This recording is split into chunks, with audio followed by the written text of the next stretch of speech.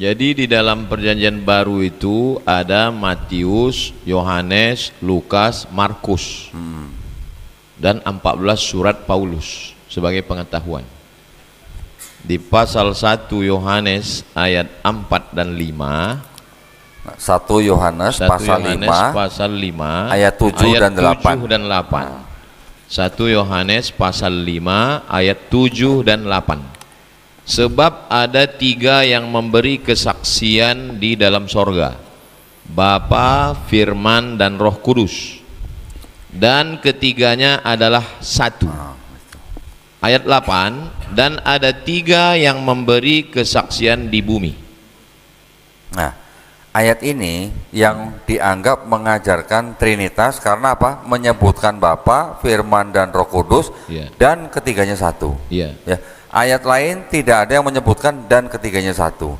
Ada catatan kaki Ustaz di bawah ini. Bagian ayat ini, silakan Ustaz. Bagian ayat ini tidak terdapat dalam naskah-naskah Yunani yang paling tua dan tidak pula dalam terjemahan-terjemahan kuno, bahkan tidak dalam naskah-naskah paling baik dari Vulgata. Bagian ini kiranya aslinya sebuah catatan di pinggir halaman salah satu naskah terjemahan Latin yang kemudian disisipkan ke dalam naskah-naskah yang oleh penyalin dan akhirnya bahkan disisipkan ke dalam beberapa naskah Yunani.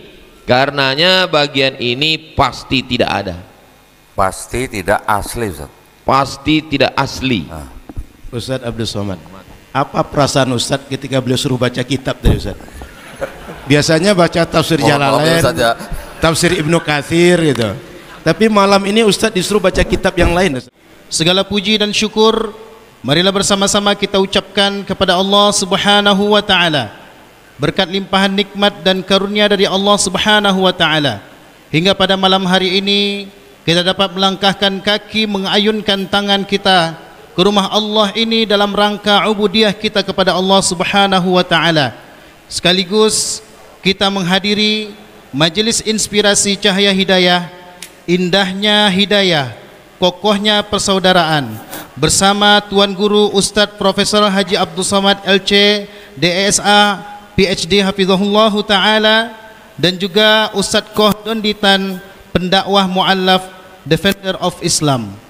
Kemudian salawat dan salam tak lupa dan tak hentinya kita ucapkan kepada baginda Nabi besar Muhammad sallallahu alaihi wasallam dengan mengucapkan Allahumma salli ala sayyidina Muhammad wa ala ali sayyidina Muhammad, beserta salam kepada beliau. Assalamu alayka ya Rasulullah, assalamu alayka ya Habiballah. Yang sama-sama kita hormati Ketua Pengurus Badan Pengelola Harian Masjid Raya Anu Provinsi Riau, yang sama-sama kita hormati Bapak Kapolda Riau, yaitu Irjen Pol Heri Heriawan SIK yang hadir bersama-sama kita pada malam hari ini. Yang sama-sama kita muliakan para asatiz dan asatidah Masjid Raya An-Nur Provinsi Riau dan yang hadir pada malam hari ini. Yang sama-sama kita muliakan Tuan Guru kita Al-Ustadz Profesor Haji Abdul Somad LC DSA PhD Hafizahullah Ta'ala, dan juga Ustadz Koh Donditan yang pada hari ini insyaallah akan menjadi pemateri kita pada malam hari ini. Yang mana kita ketahui bersama bahwasanya pada malam hari ini kehadiran kita di tempat yang mulia ini adalah untuk menghadiri acara Majelis Inspirasi Cahaya Hidayah, yang mana tema yang akan diangkat adalah indahnya hidayah, kokohnya persaudaraan, dengan pemateri yang telah kita sebutkan tadi. Maka dari itu para jemaah yang dimuliakan oleh Allah Subhanahu wa taala, sebelum kita mendengarkan majelis inspirasi ini, maka kami sebagai pembawa acara izinkan membacakan susunan acara kita pada malam hari ini. Adapun yang pertama adalah pembukaan, yang kedua tilawah Al-Quran, yang ketiga dialog dengan Koh Dondi dan Ustadz Abdul Somad yang insyaallah nanti akan dipimpin oleh moderator. Yang terakhir adalah penutup dan doa. Demikianlah susunan acara kita pada malam hari ini. Mudah-mudahan Allah berikan kemudahan kita, amin ya rabbal alamin. untuk tidak memperpanjang kalam dari pembawa acara pada malam hari ini, marilah kita masuki acara pertama, yaitu pembukaan. Marilah kita buka majlis yang mulia ini dengan melafazkan basmalah. Bismillahirrahmanirrahim. Selanjutnya, untuk pembacaan ayat suci Al-Quran sebagai pembuka majlis kita pada hari ini, marilah kita bersama-sama mendengarkan pembacaan ayat-ayat suci Al-Quran yang kali ini akan dibacakan oleh Ustaz Amin Yono. Kepadanya dipersilahkan. Bismillahirrahmanirrahim. Assalamualaikum warahmatullahi wabarakatuh. Waalaikumsalam warahmatullahi wabarakatuh.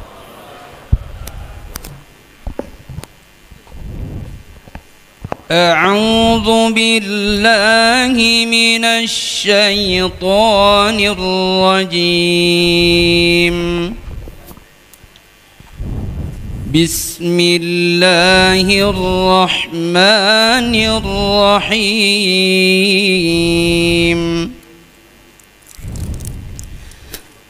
ومن يبتغ غير الإسلام دينا فلن يقبل منه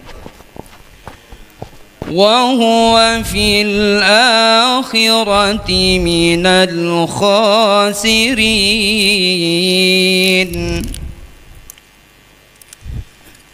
كيف يهدي الله قوما كفروا بعد إيمانهم وشهدوا أن الرسول حق وجاءهم البينات والله لا يهدي القوم الظالمين.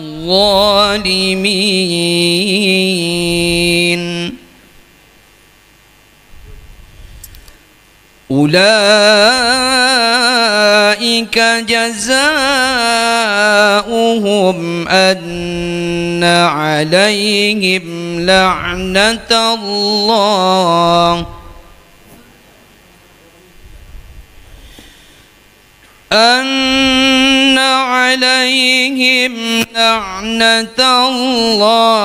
والملائكة أن عليهم لعنة الله والملائكة والناس أجمعين خالدين فيها لا يخفف عنهم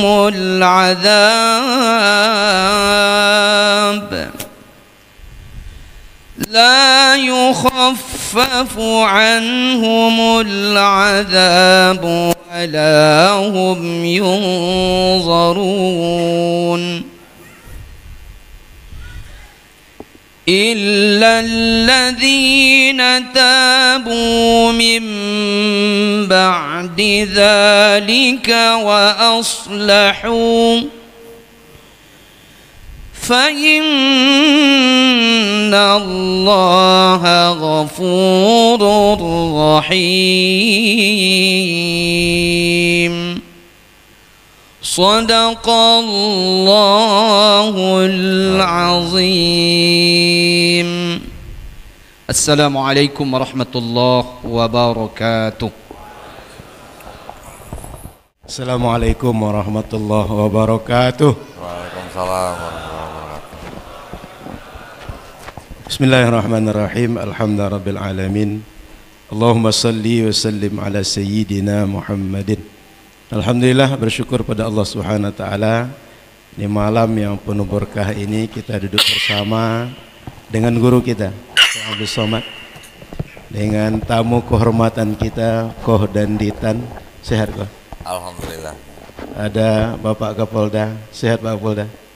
Ada Ketua Harian Pengurus Masjid Raya An-Nur Provinsi Riau, Mudah-mudahan semua yang hadir dirahmati oleh Allah Subhanahu wa taala, dan di akhirat semua kita patut untuk bermajlis bersama Rasulullah sallallahu alaihi wasallam. Amin ya rabbal alamin. Bapak Ibu yang dirahmati Allah Subhanahu wa taala, sedianya Bapak Gubernur hadir di acara malam hari ini. Tapi tadi setelah maghrib datang pesan beliau, sejak pagi agenda padat dan sore terasa kepala agak berat. Maka beliau minta izin malam ini tidak hadir dan menyampaikan salam kepada kita semua. Assalamualaikum waalaikumsalam warahmatullahi wabarakatuh. Kita doakan beliau sehat, beliau afiat, kita semua juga sehat afiat dan istiqamah dalam kebaikan. Amin ya rabbal alamin. Bapak Ibu yang dimuliakan Allah Subhanahu wa taala, malam ini kita ingin banyak bercerita dengan Koh Dondi, karena pengalaman beliau adalah pengalaman yang tak pernah kita rasakan, pengalaman yang langka. Mungkin di antara kita ada yang merasakan, tapi sangat sedikit. Termasuk berbagai dialog-dialog beliau, kita barangkali tak pernah merasakan suasana kebatinan yang beliau lalui dan perjalanan panjang beliau, sehingga 2014 ya Koh ya? Insya Allah betul. 2014 beliau bersama dengan kita sebagai muslim. 11 tahun kemudian beliau berpikir bagaimana mengokohkan akidah umat Islam. Podcast beliau, kemudian berbagai tulisan, berbagai wacana yang beliau sampaikan mengokohkan umat Islam.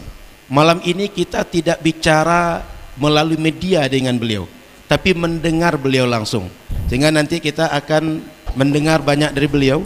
Dan boleh jadi Bapak Ibu selama ini kalau berjumpa Koh Dondi, pertanyaan saya adalah ini. Malam ini silahkan ditanyakan ke beliau. Namun saya yakin Ustaz Abdul Somad banyak pertanyaan ke beliau. Kira-kira Ustaz, apa pertanyaan Ustaz kalau jumpa dengan Koh Dondi ini? Yang paling pertama yang akan saya tanyakan ke beliau adalah kira-kira apa Ustaz? Nah, itu yang pertama Ustaz. Yang kedua, kita ingin nanti Ustaz berbicara lebih banyak tentang keimanan, tentang hidayah. Dan iman dan hidayah itu kemudian membawa kepada ukhuwah, sehingga terasa indahnya ukhuwah dengan iman, dengan hidayah yang kita pegang itu. Ustaz pengantar dulu Ustaz, lebih kurang maksimal 30 menit Ustaz. Pokoknya yang paling pedasnya keluar Ustaz. Bismillahirrahmanirrahim. Assalamualaikum warahmatullahi wabarakatuh. Memang sedap makan rukam tumbuh di samping mempelam. Dari bunyi sambutan salam, nampaknya jamaah ini belum makan malam. Kalau tuan sholat Jumat pergi ke tebing. Kalau mau badan sehat, rajin-rajin dengan Pak Kapolda jogging. Insyaallah beliau sehat walafiat. Di samping beliau ketua masjid, Imam besar Masjid Raya An-Nur. Protokol kita malam ini Ketua Yayasan Tabung Wakaf Umat, dan tentu saja tamu spesial kita, narasumber kita Koh Donditan. Kita doakan beliau sehat walafiat, panjang umur. Ketika hijrah pertama, sahabat Nabi dipimpin oleh Ja'far bin Abi Thalib, saudara kandung Sayyidina Ali bin Abi Thalib, dari Makkah turun ke Yaman, dari Yaman menyeberang Laut Merah, masuk ke Djibouti, terus masuk ke Habasyah. Habasyah itu sekarang Ethiopia. Di sana mereka mendapatkan suaka politik dari laki-laki namanya Najasyi. Lalu Najasyi bertanya kepada Ja'far bin Abi Thalib radhiyallahu an, bagaimana Muhammad sallallahu alaihi wasallam menyikapi Nabi Isa? Maka Sayyidina Ja'far bin Abi Thalib membacakan surat Maryam. Lalu itu di Makkah, karena surat ini turun sebelum hijrah. Lalu kemudian ketika Nabi sallallahu alaihi wasallam sudah sampai di kota Al-Madinah Al-Munawwarah, datanglah orang-orang dari Najran. Makkah, di bawah Makkah ini Yaman, perbatasan Saudi Arabia dengan Yaman ada satu daerah namanya Najran. Orang Najran ini Nasara, datang menemui Nabi Muhammad SAW di kota Al-Madinah Al-Munawwarah. Mereka mau bertanya tentang bagaimana kedudukan Nabi Isa alaihissalam. Maka turunlah satu surat namanya surat Ali Imran. Jadi ada dua surat khusus tentang Nabi Isa. Yang pertama surat Maryam, yang kedua surat Ali Imran. A'udzubillahi minasyaitonirrajim. Idz qalat imra'atu Imran. Ingatlah ketika istri Imran namanya Hannah. Ada seorang laki-laki namanya Imran, punya istri namanya Hannah. Lalu dia berkata, "Nazartu inni nazartu laka ma fi batni muharrara." Saya bernazar nanti kalau anak saya ini lahir, dia akan menjadi muharrara. Muharrara itu kata ahli tafsir, khalisan li khidmati Baitul Maqdis. Nanti dia tidak kerja apa-apa, dia hanya jadi pelayan Baitul Maqdis. Falamma wada'atha, ketika anaknya lahir, qalat inni wada'tuha unsa. Ternyata anak yang lahir itu perempuan. Inni samaituha Maryam. Aku beri anak itu namanya Maryam. Wa inni u'idzuha bika wa dzurriyyataha minasyaitonir rajim. Aku mohon kepada Allah supaya Maryam dan anaknya nanti dapat perlindungan dari Allah Subhanahu wa taala. Lalu kemudian Imran meninggal. Maka Maryam ini diasuh oleh seorang laki-laki namanya Zakaria. Kullama daqala 'alaiha Zakaria al-mihrab. Setiap kali Zakaria masuk ke dalam mihrab. Mihrab itu tempat ibadah. Sekarang kita memaknai mihrab tempat imam depan. Dalam ini belum lagi ada bangunan masjid, dia tempat ibadah. Kullama dakhala 'alaiha Zakaria al-mihrab wajada 'indaha rizqa. Setiap kali Zakaria masuk ke mihrab tempat Maryam itu, dia tengok banyak sekali makanan-makanan, buah-buahan. Lalu dia bertanya, "Ya Maryamu anna laki hadza?" Wahai Maryam, kamu dapat makanan ini dari mana? Qalat huwa min indillah. Maryam menjawab, ini datang dari Allah. Innallaha yarzuqu man yasha'u bighairi hisab. Allah kalau mau mengasih rezeki bighairi hisab, tidak bisa dihitung, tidak bisa diduga-duga manusia. Jadi kalau ada orang yang merasa tidak nyaman membahas tentang Nabi Isa, maka berarti menghilangkan dua surat dalam Al-Quran, surat Ali Imran dan surat Maryam. Makanya mengokohkan akidah, ya, mengkaji tafsir surat Maryam dan surat Ali Imran. Lalu kemudian fa'arsalna dalam surat Maryam, yang tadi saya baca surat Ali Imran, fa'arsalna ilaiha ruhana, kami kirimkan kepada dia malaikat Jibril, fatamatsala laha basharan sawiyya. Datang malaikat Jibril dalam bentuk manusia yang sawiyya, yang sempurna, yang ganteng. Qalat, apa kata Maryam? Inni a'udzu birrahman, aku minta lindung kepada Allah. In kunta taqiyya, kalau memang kau takut kepada Allah, aku minta lindung kepada Allah, janganlah kau ganggu aku, kata Maryam. Lalu apa kata malaikat Jibril alaihissalam? Innama ana rasulu rabbiki li'ahaba laki ghulaman zakiyya. Aku ini bukan manusia, aku adalah utusan Tuhan yang akan membawakan titipan Allah. Engkau akan mendapatkan seorang anak laki-laki, ghulaman zakiyya, seorang anak laki-laki yang suci. Lalu kemudian dia merasa, bagaimana saya bisa hamil? Walam yamsasni basyarun, bagaimana mungkin aku bisa hamil? Aku tidak pernah disentuh laki-laki. Walam aku baghiyya, dan aku mohon maaf bukan wanita tuna susila. Bagaimana aku bisa hamil? Lalu kemudian apa kata Jibril alaihissalam? Qala huwa alayya hayyin, itu tidak ada yang sulit, mudah bagi Allah. Innama amruhu idza arada syai'an ayyakula lahu kun fayakun. Innama mathala Isa indallah kamathili Adam. Perumpamaan Nabi Isa itu bagi Allah ya sama aja macam Nabi Adam. Jadi kalau Nabi Adam tidak ada ayah, tidak ada ibu bisa, apalagi kalau ibunya ada. Jadi mudah sekali bagi Allah Subhanahu wa ta'ala. Fa'aja'ahal makhadu, sampai akhirnya datanglah masa melahirkan. Dia hamil sampai masa melahirkan. Fantabadat bihi makanan qasiyya, lalu dia pergi ke tempat yang qasiyya, tempat yang jauh. Dalam ayat satu lagi, makanan syarqiyya, tempat di sebelah timur. Nah, jadi dua penjelasannya, satu tempat yang jauh dari pusat kota supaya jauh dari omongan orang, dan tempat yang sebelah timur dari Baitul Maqdis. Lalu kemudian dia pun sampai masa melahirkan, dia bersandar di batang pohon kurma. Lalu apa kata Allah?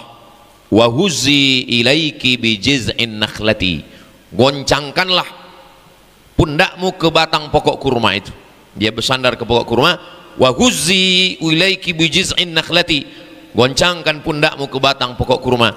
Tusaqit alaiki rutaban janiyya, nanti akan gugur buah kurma rutab, belum jadi tamar. Kalau tamar sudah yang kering yang kita makan, ini rutab masih basah, nanti kau akan makan itu. Maka perempuan yang baru melahirkan bagus makan kurma. Lalu kemudian datang orang-orang Yahudi ini, padahal dia sudah pergi mengasingkan diri ke tempat yang jauh. Datanglah orang-orang Yahudi ini mau mengejek dia. Apa kata mereka? Makana abuki mra'a sau'in, bapakmu bukan penjahat, bapakmu bukan preman. Wa makanat ummuki baghiyah, bapakmu bukan penjahat, ibumu bukan baghiyah. Maaf cakap, baghiyah wanita tunasusila. Ayahmu bukan penjahat, ibumu bukan WTS.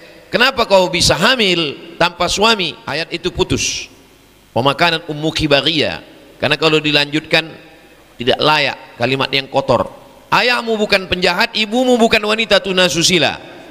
Kenapa kau bisa hamil tanpa suami? Nah, Maryam diam. Fa asyarat ilaih, dia hanya diam dan menunjuk anaknya. Fa asyarat ilaih, ditunjuknya anaknya. Lalu kemudian disitulah datang mukjizat.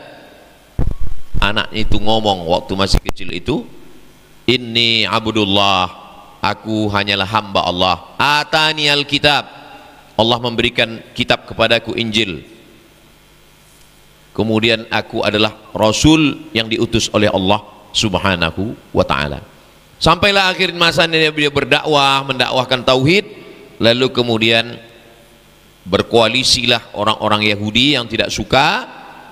Lalu kemudian orang Romawi yang tidak takut perkumpulan orang banyak ini, mereka ingin membunuhnya. Maka Allah menceritakan dalam Al-Quran, wa ma qataluhu, mereka tidak berhasil membunuhnya. Wa ma salabuhu, mereka tidak berhasil menyalibnya. Walakin syubbiha lahum, tapi ada orang yang diserupakan dengan dia. Wa ma qataluhu yaqina, mereka tidak benar-benar yakin sudah membunuhnya. Nah, itu adalah yang saya jelaskan ini, ayat-ayat Al-Quran. Jadi ketika kita membacakan ayat itu, sebetulnya kita membaca ayat itu waktu khatam Quran di bulan Ramadan, di Masjidil Haram, Masjid Nabawi, di masjid kita 30 juz kita baca, anak-anak kita baca Quran. Nah, jadi tafsirnya pun setiap ulama tafsir pasti melewati ayat-ayat itu. Kita menjelaskan kedudukan Nabi Isa menurut ajaran Islam.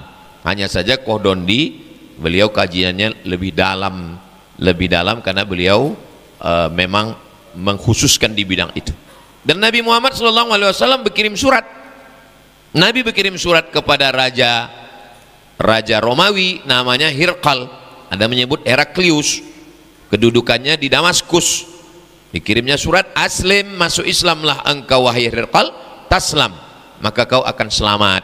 Wa illa, kalau kau tidak masuk Islam, fa'alaika dzambul arisiyin, semua dosa orang Romawi kau yang akan menanggungnya.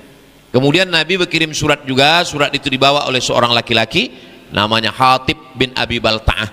Surat itu dibawa menyeberang Laut Merah sampai ke Alexandria. Di Alexandria surat itu diberikan kepada pemimpin Alexandria namanya Jirjis, gelarnya Muqawqis. Muqawqis membaca surat Nabi itu, dan surat Nabi itu dibalasnya dengan hadiah. Dikirimnya asal banha, madu, diminum Nabi. Dikirimnya bighal, kendaraan lebih besar dari keledai, lebih kecil dari kuda, ditunggangi Nabi. Diberikannya kain pun dipakai oleh Nabi. Dikirimnya perempuan 2 orang.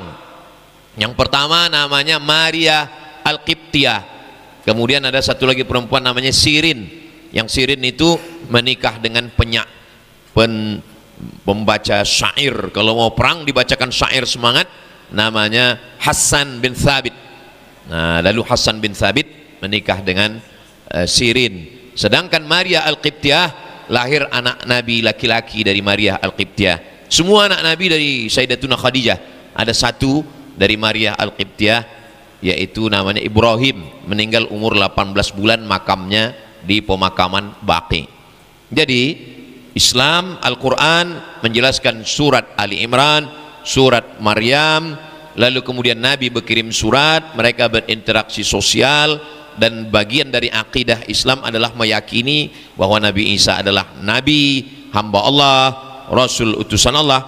Jadi kalau ada orang yang menjelaskan itu, ya dia sedang menjelaskan ajaran Islam. Jadi kalau ada orang mengatakan jangan bahas-bahas tentang Nabi Isa, loh, tidak bisa, karena Nabi Isa ada dalam 2 surat khusus. Kita sedang mengkaji tentang bagian dari ajaran Islam, bukan kita membahas ajaran orang lain. Kita sedang mengkaji ajaran Islam, menguatkan akidah umat Islam, menjelaskan kebenaran. Sebagaimana Nabi SAW dulu berkirim surat, mestinya ketua Yayasan Tabung Wakaf Umat berkirim surat. Begitu juga ketua Masjid An-Nur mestinya berkirim surat, aslim taslam fa illa fa'alaika dzambul arisiyin. Nah gitu. Nah, tapi karena tidak mampu, ya cukup buat acara dialog aja. Nah, lalu kemudian bukan berarti kalau sudah mengkaji lalu memusuhi. Nah, ini perlu diluruskan. Kadang kita kalau berbeda tidak bisa berteman, kalau sudah berteman tidak bisa berbeda. Nah, itu mengutip Bung Rocky Gerung. Kata beliau, kalau kita berbeda kita masih tetap bisa berteman, dan kalau kita berteman tidak menghilangkan perbedaan. La yanhakumullahu 'anil ladzina lam yuqatilukum fid din. Kalau mereka tidak memerangi kamu, walam yukhrijukum min diyarikum, kalau mereka tidak mengusir kamu, antabarruhum, kamu boleh berbuat baik, wa tuqsitu ilaihim, bersikap adil kepada mereka. Tapi kebenaran mesti dijelaskan, karena Al-Quran datang menjelaskan, Nabi Muhammad menjelaskan, maka datanglah spesialis-spesialis di bidang itu.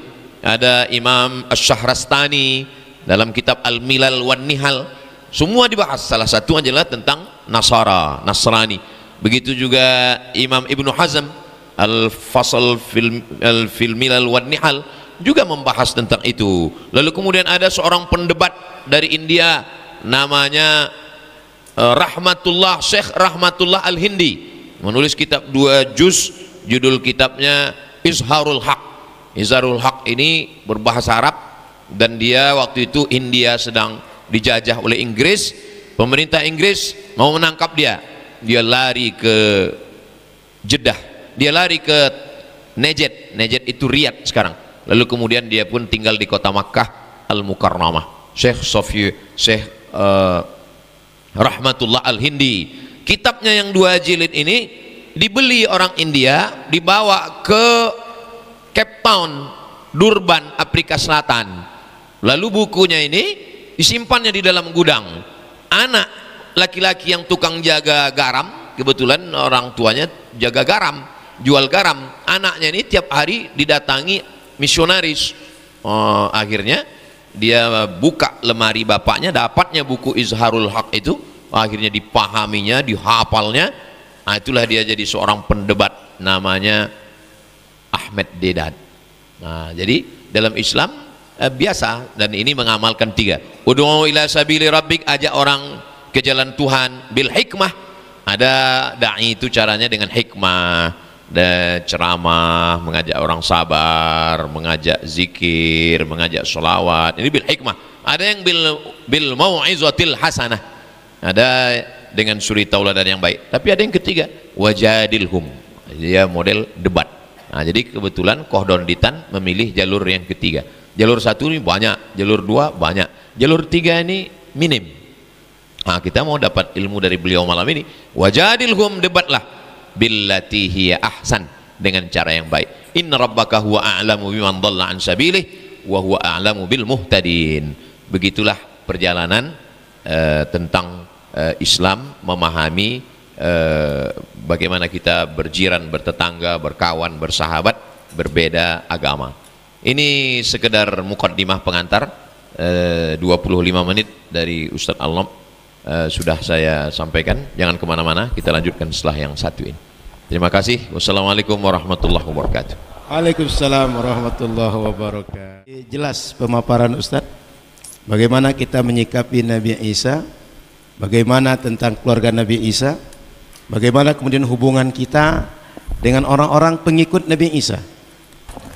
Dan jelas sikap kita bahwa beda agama tidak menghalang kita mengkaji akidah kita sendiri. Meskipun nanti orang menilainya dengan berbagai persepsi.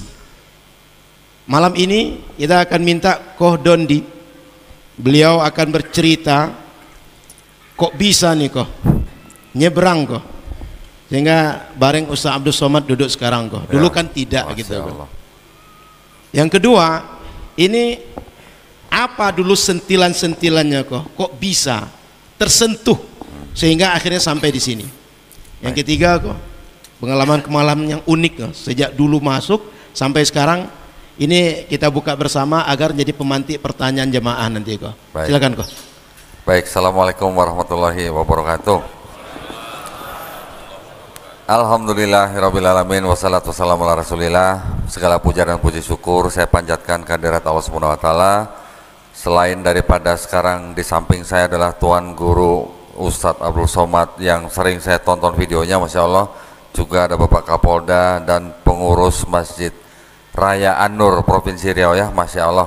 Saya bisa berada di depan bapak-bapak semua dan ibu-ibu. Saya mengucap syukur karena saya telah merasa diberikan penghargaan yang setinggi-tingginya dari Allah Subhanahu wa taala. Dengan apa? Dengan iman Islam ya. Ketika saya bersyahadat tanggal 25 Juli tahun 2014, alhamdulillah saya merasa menjadi orang yang paling beruntung dengan iman tersebut ya. Karena harta materi bisa dicari, anak soleh kita bisa dapatkan ya, kesehatan kita bisa usahakan, tetapi iman Islam itu berasal dari Allah Subhanahu wa taala. Hidayah hanya milik Allah Subhanahu wa taala. Jadi alhamdulillah seperti yang tadi kita dengar mukadimah dari Ustadz Abdul Somad bahwa ada seorang pendebat Islam dari Afrika Selatan, almarhum Syekh Hamid Didat, semoga Allah merahmati beliau. Video-video beliau itulah yang saya tonton, Ustadz Al-Nof ya. Yang saya tonton kira-kira dari tahun 2012 sampai 2014. Ketika saya menonton video-video beliau, saya masih Kristen. Ketika saya nonton, saya mendengar bahwa kitab saya, ini adalah kitab saya yang dulu ya. Izin ya Ustadz ya, saya taruh sini dulu ya, nanti boleh saya buka Ustadz ya. Kitab yang dulu setiap minggu saya bawa ke gereja, oleh almarhum Syekh Hamid Didat dituduh ini di dalam kitab ada kebenaran yang bercampur dengan kebatilan. Itu sangat menggugah hati saya untuk membuktikan apa yang dituduhkan. Jadi saya mencari bukti sekian lama sampai akhirnya saya mendapatkan ini. Nah, ini juga sama sebenarnya, kitab yang juga dulu saya pegang, tetapi kalau yang ini tidak ada tafsirnya, yang ini ada tafsirnya ya. Akhirnya saya mendapatkan ini dari salah seorang teman, dan saya mendapatkan bukti apa yang dituduhkan oleh almarhum Syekh Hamid Didat. Jadi saya sebagai orang Kristen, tentu saja saya harus bisa membuktikan yang dituduhkan benar atau salah. Dengan bukti ini akhirnya saya mengatakan, kalau begitu kitab yang dulu saya pegang ini berarti tidak bisa disebut sebagai kitab suci. Kenapa? Karena di dalam kitab yang ada tafsirnya mengatakan ada ayat yang tidak asli. Bapak Ibu yang sudah terbiasa pegang mushaf Quran, membaca, ada huruf Arabnya, ada terjemahannya, mungkin juga ada cerita asbabun nuzulnya, mungkin juga ada tafsirnya. Bagaimana kalau ada catatan kakinya yang menyatakan salah satu ayat di dalam Quran Bapak Ibu adalah tidak asli? Saya pernah tanya Ustadz Abdul Somad, tip X aja katanya. Ya, Jadi sekarang ketika kedua kali saya duduk di samping Ustadz Abdul Somad, saya harus bisa membuktikan sesuatu. Kalau waktu itu belum saya bawa, kali ini saya bawa. Jadi akan saya perlihatkan kepada Tuan Guru Ustadz Abdul Somad, mohon bisa dibacakan. Ini adalah sebuah kitab.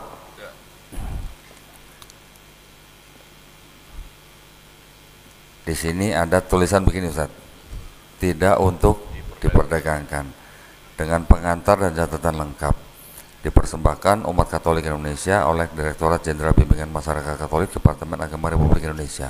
Percetakannya Arnoldus ND. Di sini ada ayat, ada catatan kaki. Nah, ayat yang akan saya tunjukkan kepada Tuan Guru Ustadz Abdul Somad ini adalah yang dianggap satu-satunya ayat yang mengajarkan konsep tentang Trinitas, ya, Trinitas.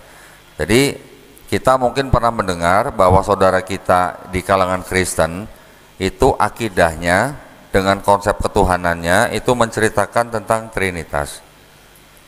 Ayatnya ada di dalam surat 1 Yohanes pasal 5 ayat ke-7. Saat ini bisa tolong bacain.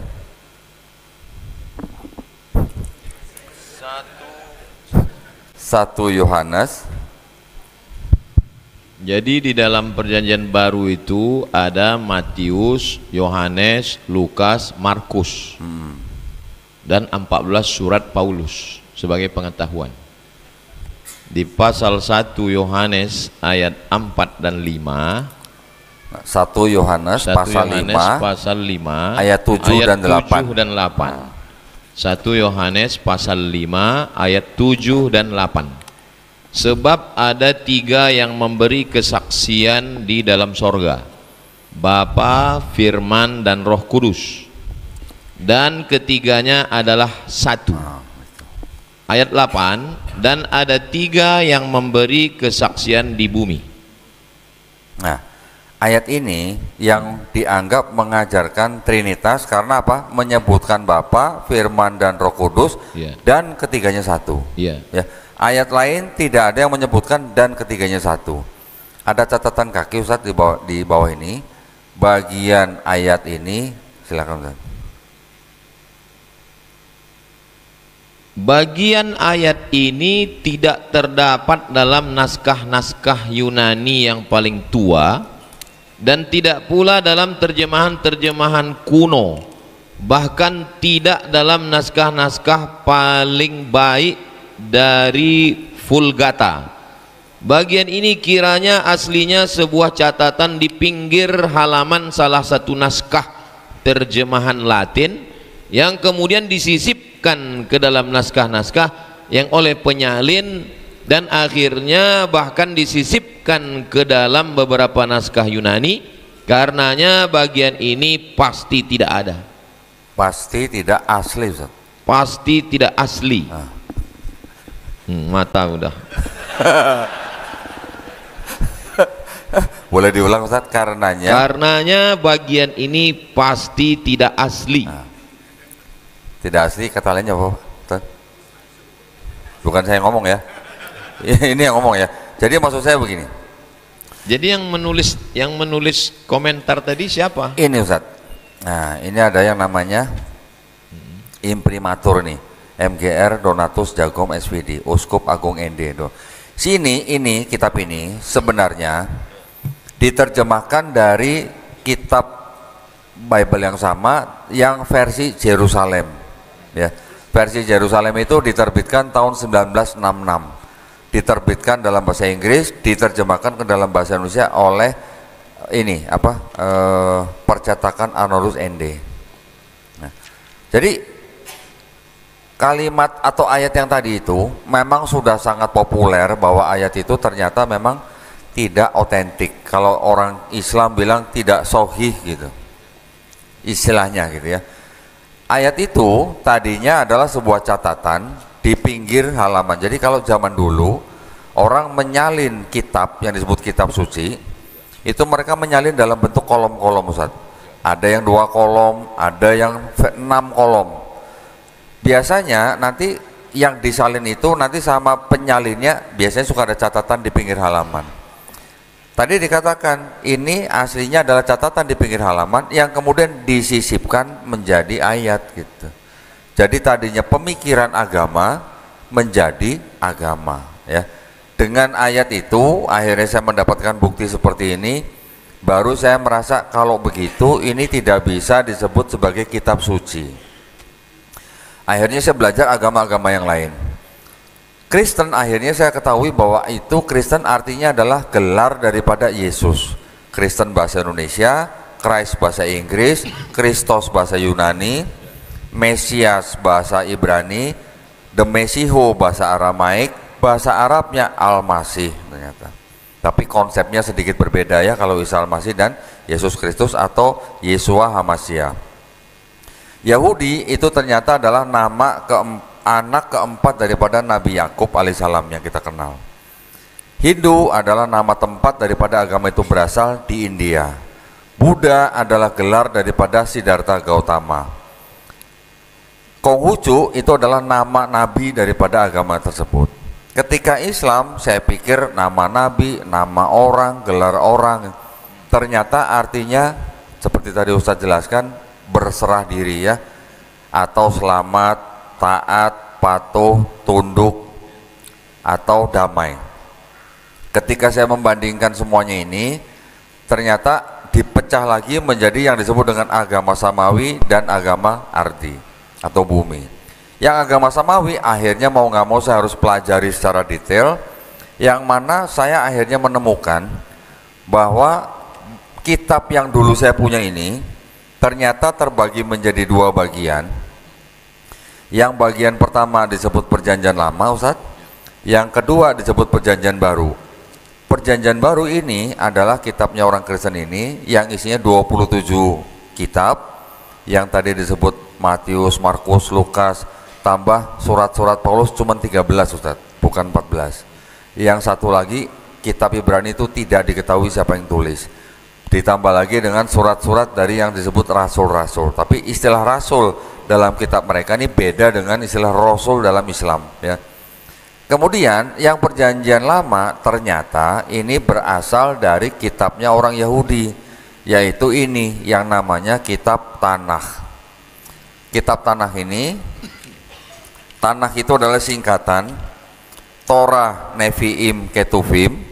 Torah itu adalah 5 kitab Musa, Kejadian, Keluaran, Imamat, Bilangan, Ulangan. Nevi'im adalah kitab nabi-nabi, Nabi Daniel, Yeremia, Yehezkiel, Yesaya, Hagai, Habakuk, Ayub, Yunus, dan sebagainya. Kitab tulisan-tulisan itu adalah Ketuvim, kitab Mazmur yang kita kenal dengan sebutan Zabur. Ada kitab Ratapan, Kidung Agung, Amsal, dan sebagainya. 3 kelompok kitab disebut Tanakh, ditulis dalam bahasa Ibrani seperti ini Ustaz ya. Ini terjemahan. Ya, ini Ibrani, ini terjemahan bahasa Inggris. Kitabnya orang Yahudi ini disusun kira-kira tahun 450 sebelum Masehi. Sebelum Masehi ya. Kemudian di abad ketiga, kira-kira tahun 270 sebelum Masehi, kitab yang berbahasa Ibrani itu diterjemahkan ke dalam bahasa Yunani. Ini kitabnya, bahasa Yunani. Kira-kira tahun 270 sebelum Masehi. Kemudian terjemahan Yunani ini beredar secara luas, bahkan sampai Nabi Isa alaihissalam lahir, bahkan sampai Nabi Isa alaihissalam diangkat, dan beratus-ratus tahun sampai kira-kira di abad kedua, ketiga, keempat terjemahannya diresensi atau dikritik terjemahannya. Oleh siapa? Oleh bapak-bapak gereja Kristen sendiri. Kenapa dikritik? Karena mereka membaca kitab ini tetapi menggunakan kacamata budaya Helenisme Yunani, budaya paganisme Romawi, dan juga filosofi Platonisme. Akhirnya di akhir abad 4 kitab yang ini terjemahan dijadikan satu dengan kitabnya Perjanjian Baru Kristen.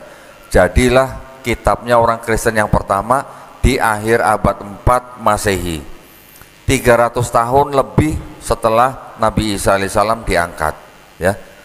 Quran kita tidak sampai 2 tahun sudah menjadi mushaf ketika zaman sahabat Abu Bakar ya radhiyallahu anhu. ketika digantikan oleh sahabat Umar bin Khattab 10 tahun, kemudian digantikan lagi oleh sahabat Utsman bin Affan, tidak sampai 13 tahun sudah dikodifikasi lagi menjadi mushaf Quran, dan Quran dengan dialek selain Quraisy dibakar, tulis Ustaz ya, supaya seragam. Itu tidak sampai 2 tahun sudah jadi mushaf setelah Nabi Muhammad SAW wafat. Tetapi yang ini hampir 400 tahun ya setelah yang disebut dengan Yesus atau Nabi Isa alaihissalam tidak ada, baru disusun. Jadi jaraknya jauh sekali. Kemudian menurut kalangan Kristen sendiri ya, baik dari kalangan yang mempelajari tentang perjanjian lama dan perjanjian baru, ternyata di dalam perjanjian lama yang 5 kitab Musa tadi berasal dari yang namanya 4 mazhab. Orang Israel juga punya mazhab, Ustaz. Ketika mereka dibuang ke Babel, itu mereka membuat 4 mazhab, yaitu apa? Yahwis, Elohis, Deuteronomis, dan Priestly. 4 sumber ini yang menjadi 4 sumber di dalam 5 kitab Musa, sehingga banyak kontradiksi. Belum lagi nanti ada plagiarisme, belum lagi nanti ada kontradiksi di dalam ayat perjanjian lama sendiri. Yang perjanjian baru ternyata juga 4, Matius, Markus, Lukas, Yohanes, tidak ditulis oleh orang-orang yang pernah ketemu dengan Yesus, tidak ditulis oleh orang-orang yang pernah jalan-jalan bareng Yesus, dan tidak pernah ditulis oleh orang-orang yang tidak pernah ngopi bareng Yesus. Nggak pernah ketemu kan berarti nggak pernah ngopi, Ustaz ya. Jadi ini yang mengatakan bukan orang Islam, yang mengatakan adalah orang-orang dari kalangan Kristen sendiri yang mempelajari tentang perjanjian baru ya. Tetapi ternyata setelah saya pelajarin lebih dalam, perjanjian lamanya orang Yahudi itu sebenarnya mempunyai konsep ketuhanan yang serupa dengan Islam ya. Kalau kita sering membaca Bismillahirrahmanirrahim, Qul huwallahu ahad, Allahu samad, lam yalid walam yulad walam yakullahu kufuwan ahad. Ternyata di perjanjian lama ada ayat-ayat itu. Bilangan 23 ayat 19 mengatakan Tuhan bukan manusia, Tuhan bukan anak manusia. Ulangan 6 ayat 4 mengatakan Shema Israel, Adonai Elohenu, Adonai Ehad. Keluaran 9:14 mengatakan tidak ada sesuatu yang serupa dengan Tuhan di bumi. Banyak ayat-ayat di perjanjian lama yang menjelaskan bahwa Tuhan itu bukan manusia, Tuhan itu tidak bisa dilihat, tidak ada yang bisa tahan memandang wajahnya, Tuhan itu tidak berubah, Tuhan itu maha mengetahui. Tiba-tiba ketika masuk ke dalam perjanjian barunya, Tuhan yang tidak bisa berubah itu tiba-tiba bisa jadi Yesus ya. Ini kenapa saya harus bicara, karena seperti tadi Ustadz Abdul Somad menceritakan dari Quran surat Ali Imran sampai ke Quran Maryam yang menceritakan tentang Nabi Isa alaihissalam.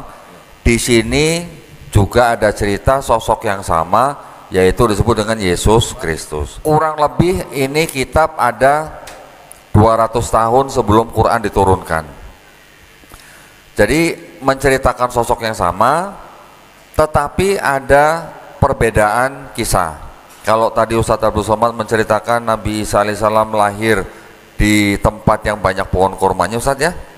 Kalau di sini diceritakan lahir di penginapan dan akhirnya ditaruh di palungan tempat makan hewan ternak. Kemudian setelah besar, usia 30 tahun kira-kira, melakukan pelayanan sampai akhirnya dituduh oleh imam-imam Yahudi, dikejar-kejar sampai ke Taman Getsemani, akhirnya ditangkap oleh tentara Romawi, diserahkan kepada Gubernur Pontius Pilatus, sampai akhirnya dibunuh dan disalib. Di sini diceritakan begitu. Nah, sosoknya sama nggak antara Yesus dan Nabi Isa alaihissalam? Sosoknya adalah sama, tetapi diceritakan dengan perspektif yang berbeda antara agama saudara kita yang Nasrani, dan juga diceritakan dengan perspektif yang berbeda di dalam Quran. Kenapa kita harus menjaga akidah ini? Karena kita sebagai muslim, kita punya akidah bahwa Nabi Isa alaihissalam tidak dibunuh dan tidak disalib. Betul ya? Tadi Ustadz Abdul Somad sudah membacakan Quran An-Nisa ayat ke-157. Dan juga bahwa kedua agama ini, Islam dan Kristen, percaya bahwa Nabi Isa alaihissalam lahir dari perawan suci.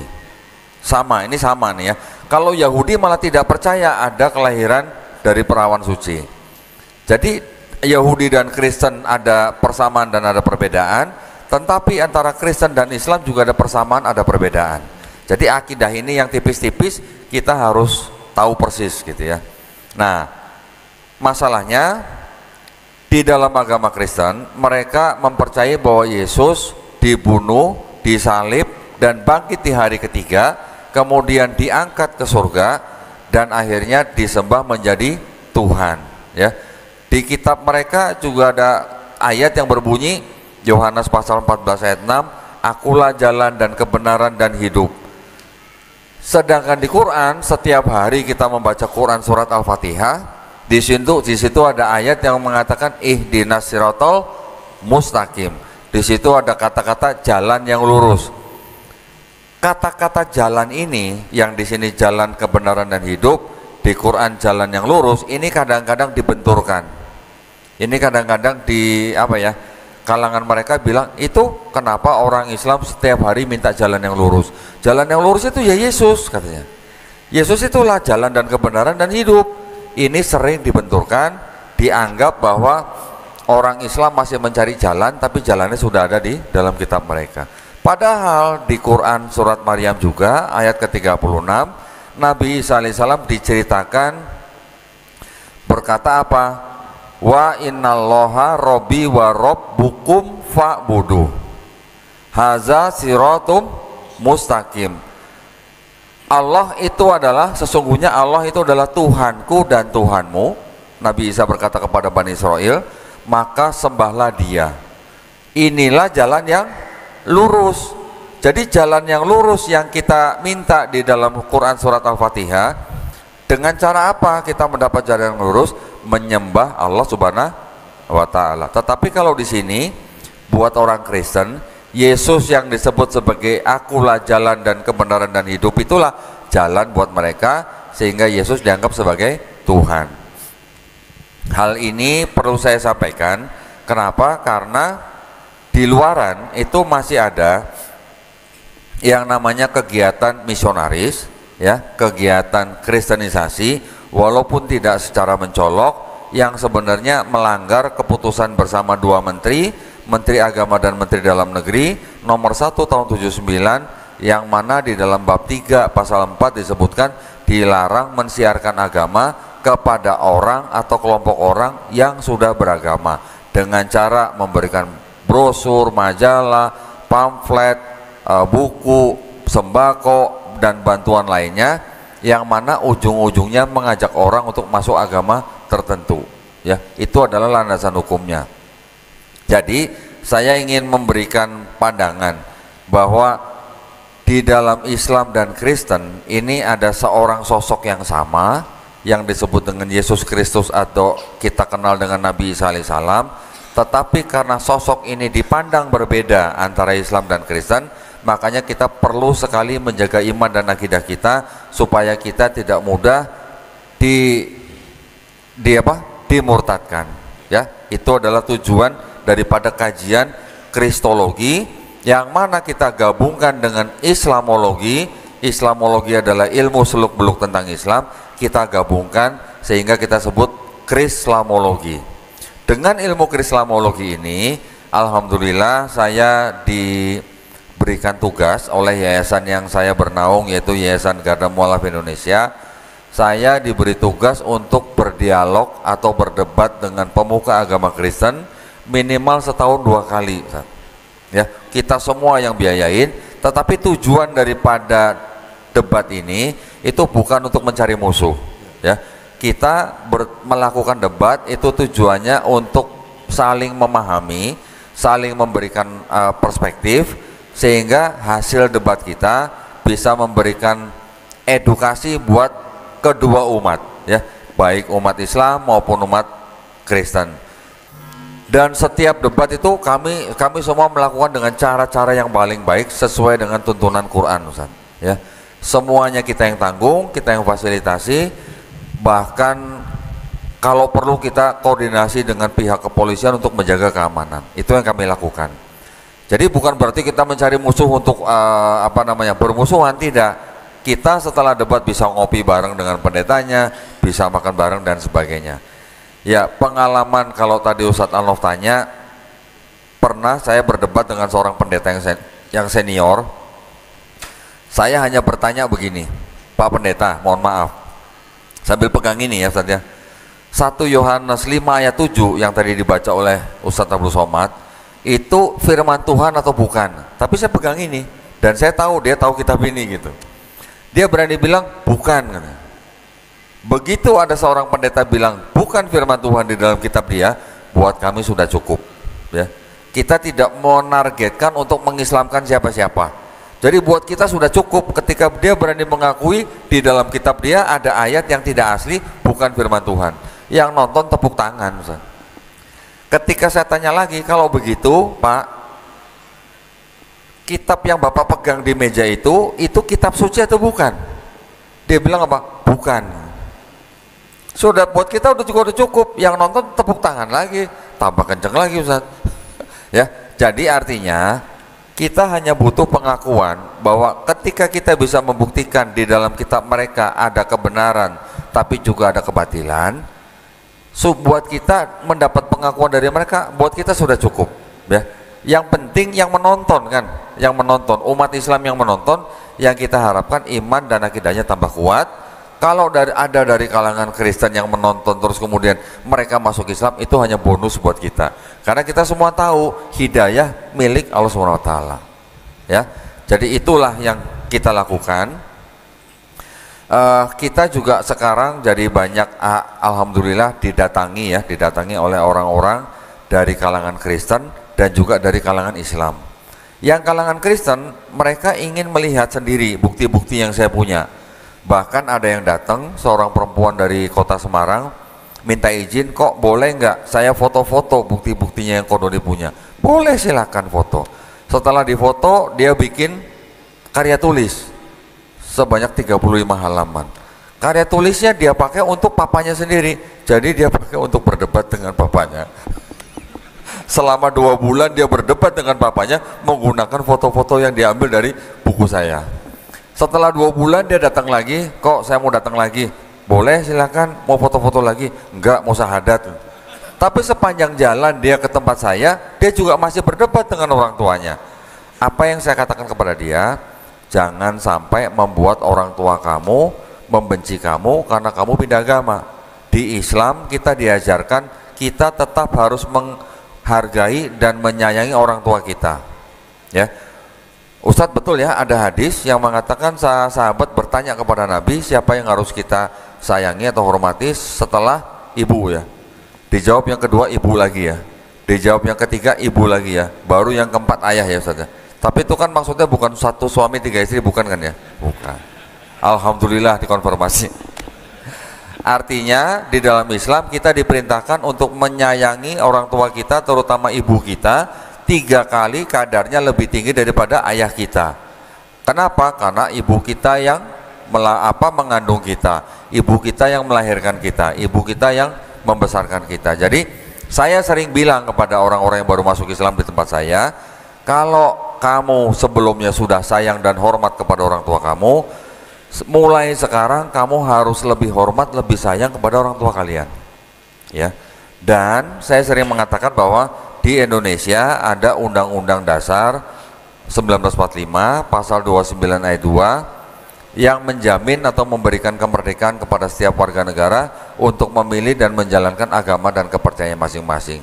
Jadi tidak ada orang tua yang bisa melarang anaknya untuk memeluk dan menjalankan agama masing-masing.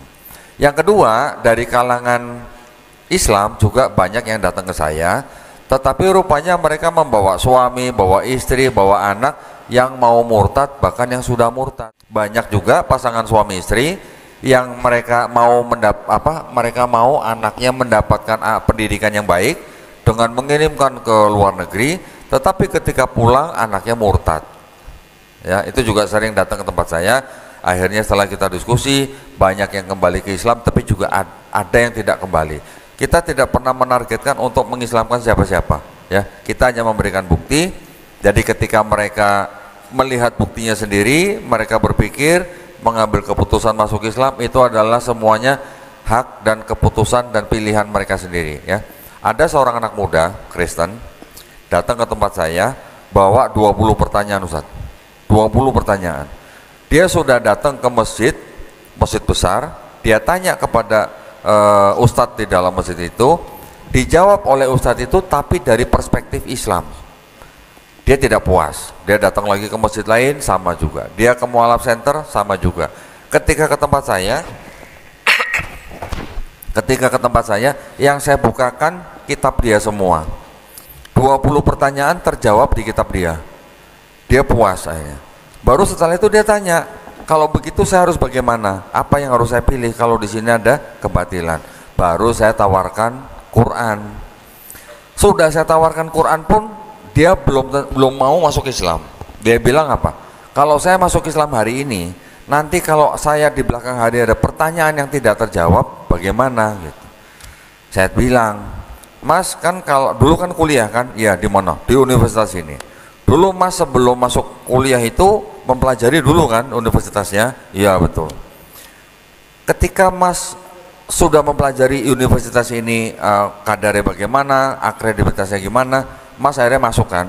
Tetapi Mas waktu itu daftar dulu ke universitas untuk diakui atau belajar dulu pelajaran yang ada dalam universitas? Daftar dulu. Nah itu daftarnya. Gimana daftarnya? Asyhadu alla ilaha illallah wa asyhadu anna Muhammadar Rasulullah. Alhamdulillah akhirnya dia menerima Islam. Kurang lebih yang kami bantu di dalam yayasan kami dari tahun kemarin dengan kajian-kajian seperti ini, kurang lebih 300 orang masuk Islam. Tetapi tidak semuanya itu juga mau diekspos, ya. Tidak semuanya mau ditayangkan di YouTube. Dari 300 kira-kira 80 orang tidak mau ditayangkan. Nggak apa-apa, kita harus melindungi kepentingan mereka, kita harus melindungi hubungan mereka juga dengan keluarga. Ketika kita ekspos mereka malah jadi berantakan, kan itu bukan juga yang kita harapkan, ya. Jadi setiap orang yang masuk Islam di tempat kami tidak kami biarkan, tetapi kami kirimkan guru privat masing-masing mualaf.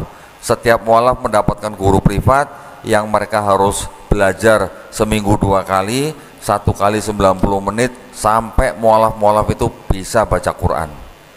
Jadi kalau belum bisa baca Quran, belum berhenti itu guru privatnya, ya, seminggu 2 kali. Itulah yang kami lakukan, ya. Jadi saya juga mohon doanya dari Bapak Ibu yang ada di dalam Masjid Raya An-Nur ini. Mudah-mudahan kami juga semuanya istiqomah dalam menjalankan tugas kami. Kami juga sangat-sangat berterima kasih atas undangannya sehingga kami bisa berada di sini. Barakallahu fikum. Silakan kalau ada tanya jawab, Ustaz.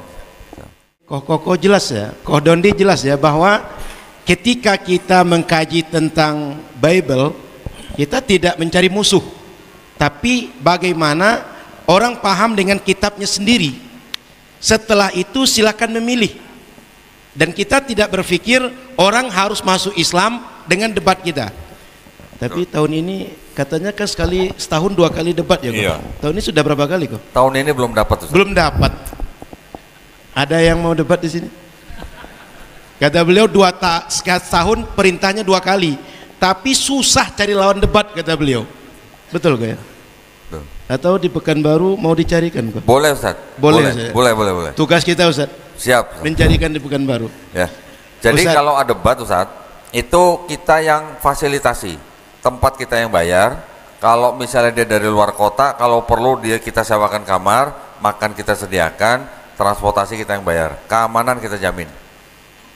Apalagi ada Pak Kapolda. Nah, ada Pak Kapolda, Mas. Ya, jadi kita berdebat itu memang benar-benar bukan untuk mencari musuh, bukan, tapi untuk edukasi, gitu ya. Karena pertimbangan kita adalah karena masih ada kristenisasi walaupun tidak terlihat, gitu ya. Dengan pernikahan beda agama bisa terjadi, dengan ya macam-macam bencana alam dan sebagainya. di sekolah juga bisa terjadi, di rumah sakit pun bisa terjadi. Ya. Jadi itulah concern kita, pertimbangan kita, sehingga kita mengajak mereka berdebat itu dalam rangka untuk apa ya? Untuk membuat edukasi bagi kedua belah pihak. Gitu Ustaz. Ustaz Abdul Somad, apa perasaan Ustaz ketika beliau suruh baca kitab tadi Ustaz? Biasanya baca tafsir Jalalain, tafsir Ibnu Katsir gitu.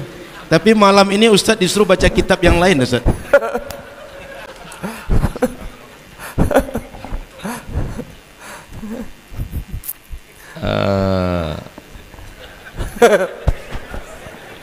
Kan buku apa itu ya, Nabi Isa membawa Injil, Nabi Musa membawa Taurat ya. Sementara kan ketika misalnya ada orang Islam ditanya, kamu percaya sama Nabi Musa? Percaya. Percaya sama Nabi Isa? Percaya. Kan kedatangan Nabi Muhammad musaddiqal lima baina yadayya lima yadayhi minat Taurat wal Injil. Kamu mesti percaya kepada Taurat dan Injil. Ini Taurat dan ini Injil. Itu gimana? Nah, ini penting juga. Terima kasih Ustadz sudah menanyakan. Ketika saya mempelajari kitab mereka dan mempelajari Quran dengan segala konteksnya, yang disebut dengan kitab Tauratnya orang Yahudi ini, ya, yang sekarang dipakai sama orang Yahudi dan mereka sebut sebagai Taurat, ini bukanlah kitab Taurat yang dimaksud oleh Quran. Yang pertama. Yang kedua, kitabnya orang Kristen yang mereka sebut Perjanjian Baru, yang di dalamnya ada kitab Injil, Matius, Markus, Lukas, Yohanes, itu juga bukan yang dimaksud dengan kitab Injil yang dimaksud Quran. Kenapa? Karena gini, saya yakin Ustadz Abdul Somad tidak pernah baca di dalam Quran atau hadis bahwa Nabi Musa alaihissalam dan pengikutnya menulis kitab Taurat. Betul Ustaz? Saya yakin juga Ustadz Abdul Somad tidak pernah baca di Quran atau di hadis yang sahih Nabi Isa alaihissalam dan Hawariyun menulis kitab Injil. Betul Ustaz? Saya yakin juga Ustadz Abdul Somad tidak pernah baca di Quran ada ayat yang mengatakan kami yang menurunkan Taurat, kami yang menurunkan Injil, dan kami pula yang menjaganya. Betul Ustaz? Nah, karena tidak ada itu, bagaimana kita bisa yakin bahwa ini adalah Taurat dan Injil yang dimaksud Quran? Ayat-ayat Quran yang lain membuktikan, nanti bisa membuktikan bahwa ini bukan Taurat dan Injil yang dimaksud Quran. Ketika kita membaca misalnya di Quran surat As-Saff ayat ke berapa? 6 ya, yang menceritakan Nabi SAW bahwa nanti akan ada rasul lagi yang datang bernama Ahmad. Betul kan? Apakah di sini ada nama Ahmad? Saya sudah cari, tidak ada. Kalau indikasinya ada, indikasinya. Tetapi tertulis Ahmad atau Muhammad itu tidak ada menurut saya ya. Kenapa? Karena di dalam kitabnya orang Taurat ada orang Yahudi ada ayat Kidung Agung pasal 5 ayat 16 yang tertulis nama Muhammadim. Beberapa teman saya dan guru saya juga ada yang mengklaim bahwa itulah nama Nabi Muhammad SAW yang ada di dalam kitabnya orang Yahudi. Tetapi saya sudah pelajari bahwa kata Muhammadim yang ada di dalam Kidung Agung 5 ayat 16 itu selain satu artinya yang terpuji, kedua ayat kata Muhammadim itu di dalam seluruh kitabnya orang Yahudi ada 12 kali atau 12 ayat. Kalau semua ayat itu diterjemahkan menjadi Muhammad, terjemahan dalam satu kalimat itu akan kacau, tidak cocok gitu ya. Karena arti yang sebenarnya adalah yang terpuji. Tapi kalau ditanya ada nggak indikasinya? Ada indikasinya bahwa ada ayat-ayat yang berindikasi bahwa ada Nabi lagi yang dibangkitkan, yang ciri-cirinya sangat pas dengan Nabi Muhammad SAW, baik di perjanjian lama maupun di perjanjian baru. Tetapi, nah ini, saya sering sebelum saya tampil di publik, saya sering berdiskusi dan berguru dengan guru-guru ya di Majelis Ulama Indonesia. Dalam hal kita berdakwah, ya di publik, yang mana yang menonton tidak hanya umat Islam, saya diperintahkan atau diajari untuk tidak menafsir kitab suci orang. Karena apa? Karena kita umat Islam juga tidak mau Quran kita ditafsir secara salah oleh orang yang bukan Islam. Setuju Ustaz ya? Nah, maka itu kita tidak boleh menafsirkan kitab suci orang dengan kacamata di luar agama mereka. Walaupun kita tahu bahwa di dalam kitab mereka yang separuh ini punya kitab orang Yahudi dan sudah ditafsir secara sebelah oleh Kristen, tetapi setelah ini dianggap menjadi kitabnya Kristen, kita tidak boleh menafsirkan kitab ini dengan kacamata yang selain agama mereka. Walaupun kita bisa membuktikan bahwa mereka menggunakan kitabnya orang Yahudi dan merubah-rubah terjemahannya, itu urusan lain ya, itu adalah urusan akademis dan ilmiah. Nah, jadi ketika Ustaz bertanya kitab yang disebut dengan Taurat Injil, apakah ini dan ini? Apakah ini dan ini? Bukan ya. Ketika kita membaca juga di Quran surat Al-A'raf ayat 157, mereka beriman kepada nabi yang ummi yang namanya tertulis di dalam Taurat dan Injil. Saya sudah cari, di sini nggak ada, di sini nggak ada. Jadi kalau di sini tidak ada, berarti ini bukan Taurat dan Injil yang dimaksud oleh Quran surat Al-A'raf 157. Itu jawaban saya Ustaz. Nah, kira-kira gitu, silakan. Ada yang lain? Jadi kok kitab suci yang dianggap sekarang kitab suci, tadi pendeta mereka mengatakan bahwa ini tidak asli. Paham cluenya ya? Kitab suci yang dianggap kitab suci, ternyata pendeta mereka menganggap tidak asli. Yang kedua, Ustadz Abdul Somad sudah membacakan sebuah catatan kaki yang menunjukkan bahwa tidak asli. Pakai pasti lagi. Pasti tidak asli. Asli. Jadi kita dilarang oleh kokoh tadi tidak boleh menafsirkan agama orang dengan perspektif kita, tapi mesti dengan perspektif agama itu sendiri. Betul. Selanjutnya kok, ketika orang bertanya, kan macam-macam pertanyaan orang kok. Bagaimana kokoh menjawab perbandingan antara wahyu dalam Islam dan agama lain? Apakah berdasarkan empiris atau logika atau spiritual atau apa kok? Atau cocok logi kok? Karena hari ini banyak orang cocok logi kok. Nah, akhirnya ada juga yang nanya begini akhirnya. Saya suka kalau ditanya begini nih. Karena saya juga harus menggunakan bukti lagi ya.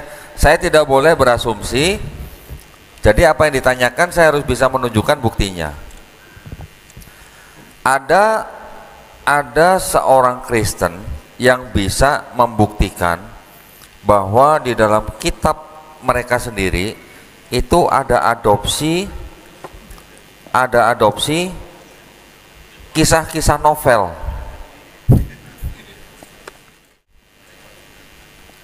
Nah, ini mumpung depan Ustadz Abdul Somad nih. Kapan lagi Ustadz ya?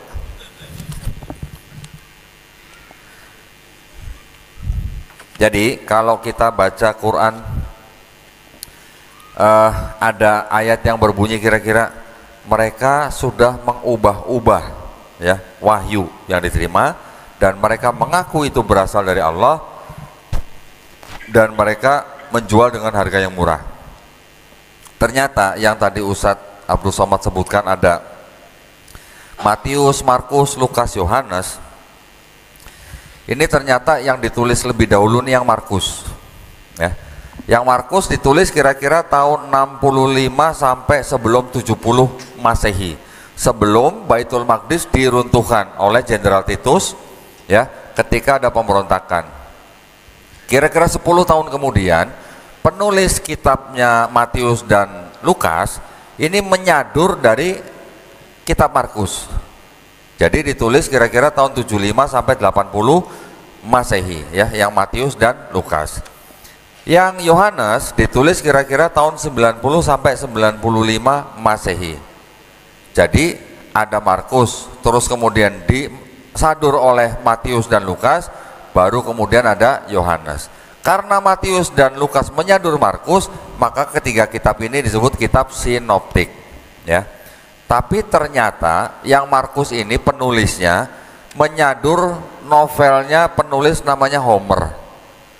Ada novel yang menceritakan tentang Raja Odyssey yang menghancurkan kota Trojan, ditulis oleh penulis yang bernama Homer. Homer ini hidupnya abad ke-8 sampai ke-7 sebelum Masehi. Kisah Raja Odyssey yang kembali dari kota Trojan ke negerinya, yaitu kerajaan Iliad, selama 10 tahun, kisahnya diadopsi oleh penulis Markus. Ya, jadi Markus mengadopsi cerita novel, kemudian sama Kristen dijadikan kitab suci. Ya, ini mohon maaf, ini fakta. Belum ada pendeta yang membantah orang Kristen ini yang menulis ini. Yang Yohanes menyadur penulis bernama Euripides yang hidup dari tahun 480 sebelum Masehi sampai 406 sebelum Masehi, menulis novel tentang Dionysus, anak dewa Zeus. Disadur oleh penulis Yohanes menjadi kitab suci orang Kristen. Jadi tadi ada Markus menyadur Homer, Yohanes menyadur Euripides, Matius dan Lukas menyadur Markus. Jadi ini saling sadur menyadur begitu. Dan hal itu adalah biasa pada zaman itu, karena orang pada zaman itu bisa menulis sesuatu, menyadur sana menyadur sini dan mengaku sebagai orang lain, itu belum jadi kriminal gitu. Tidak jadi kriminal. Makanya bisa terjadi seperti ini. Tetapi walau bagaimanapun di dalam kitab yang ada kontradiksinya, yang sadur menyadur, yang ada kebatilannya, ternyata masih ada yang namanya kebenaran. Nabi Muhammad SAW sendiri melarang sahabatnya untuk menerima semuanya atau menolak semuanya. Ya, juga Nabi Muhammad SAW sendiri malah mengizinkan sahabat Sa'id bin Sabit untuk belajar bahasa Ibrani, supaya dia juga bisa membaca gulungan-gulungan yang disimpan oleh para sahabat. Jadi intinya kita masih bisa bilang bahwa di dalam kitab mereka ini, baik dari kalangan Yahudi dan Nasrani, ini masih ada kebenaran. Tetapi ini sudah bercampur dengan kebatilan. Saya jelaskan sedikit lagi tadi tentang yang di Perjanjian Baru. Di Perjanjian Baru ini juga bisa dibagi menjadi 4 kitab yang disebut tadi Matius, Markus, Lukas, Yohanes, dengan tulisan-tulisan orang yang disebut dengan Paulus. Paulus inilah yang menjadi pendirinya agama Kristen, Ustaz. Jadi bukan Yesus ya, Ustaz ya. Yang mendirikan agama Kristen atau yang pertama kali disebut Kristen itu adalah orang yang bernama Paulus, bukan Yesus. Ya, ketika Paulus dan Barnabas sudah tinggal di kota Antioquia, mereka dan pengikutnya baru disebut sebagai orang Kristen. Ajarannya Paulus dan ajaran Yesus yang tertulis dalam kitab mereka ini ada yang tidak matching, tidak sejalan. Tidak sejalannya bagaimana? Yesus di dalam Matius pasal 5 ayat 17-18 mengatakan, jangan kamu menyangka aku datang untuk membatalkan hukum Taurat. Aku datang bukan untuk membatalkan hukum Taurat, tapi untuk menggenapinya. Selama langit dan bumi belum lenyap, satu iota atau satu huruf yang paling kecil dalam bahasa Ibrani tidak akan dihilangkan. Artinya sampai kiamat Taurat itu tetap berlaku buat orang Yahudi. Tetapi Paulus mengatakan di dalam di dalam Efesus pasal 2 ayat 15 bahwa Yesus yang mati sebagai manusia di atas kayu salib itu sudah membatalkan hukum Taurat. Buat siapa? Buat orang di luar Yahudi. Jadi orang yang di luar Yahudi tidak perlu di bawah hukum Taurat. Orang Yahudi harus tetap hidup di bawah hukum Taurat. Hukum Taurat apa aja? Ada sunat, babi haram, perpuluhan dan sebagainya. Buat orang non-Yahudi, hukum itu sudah tidak berlaku lagi.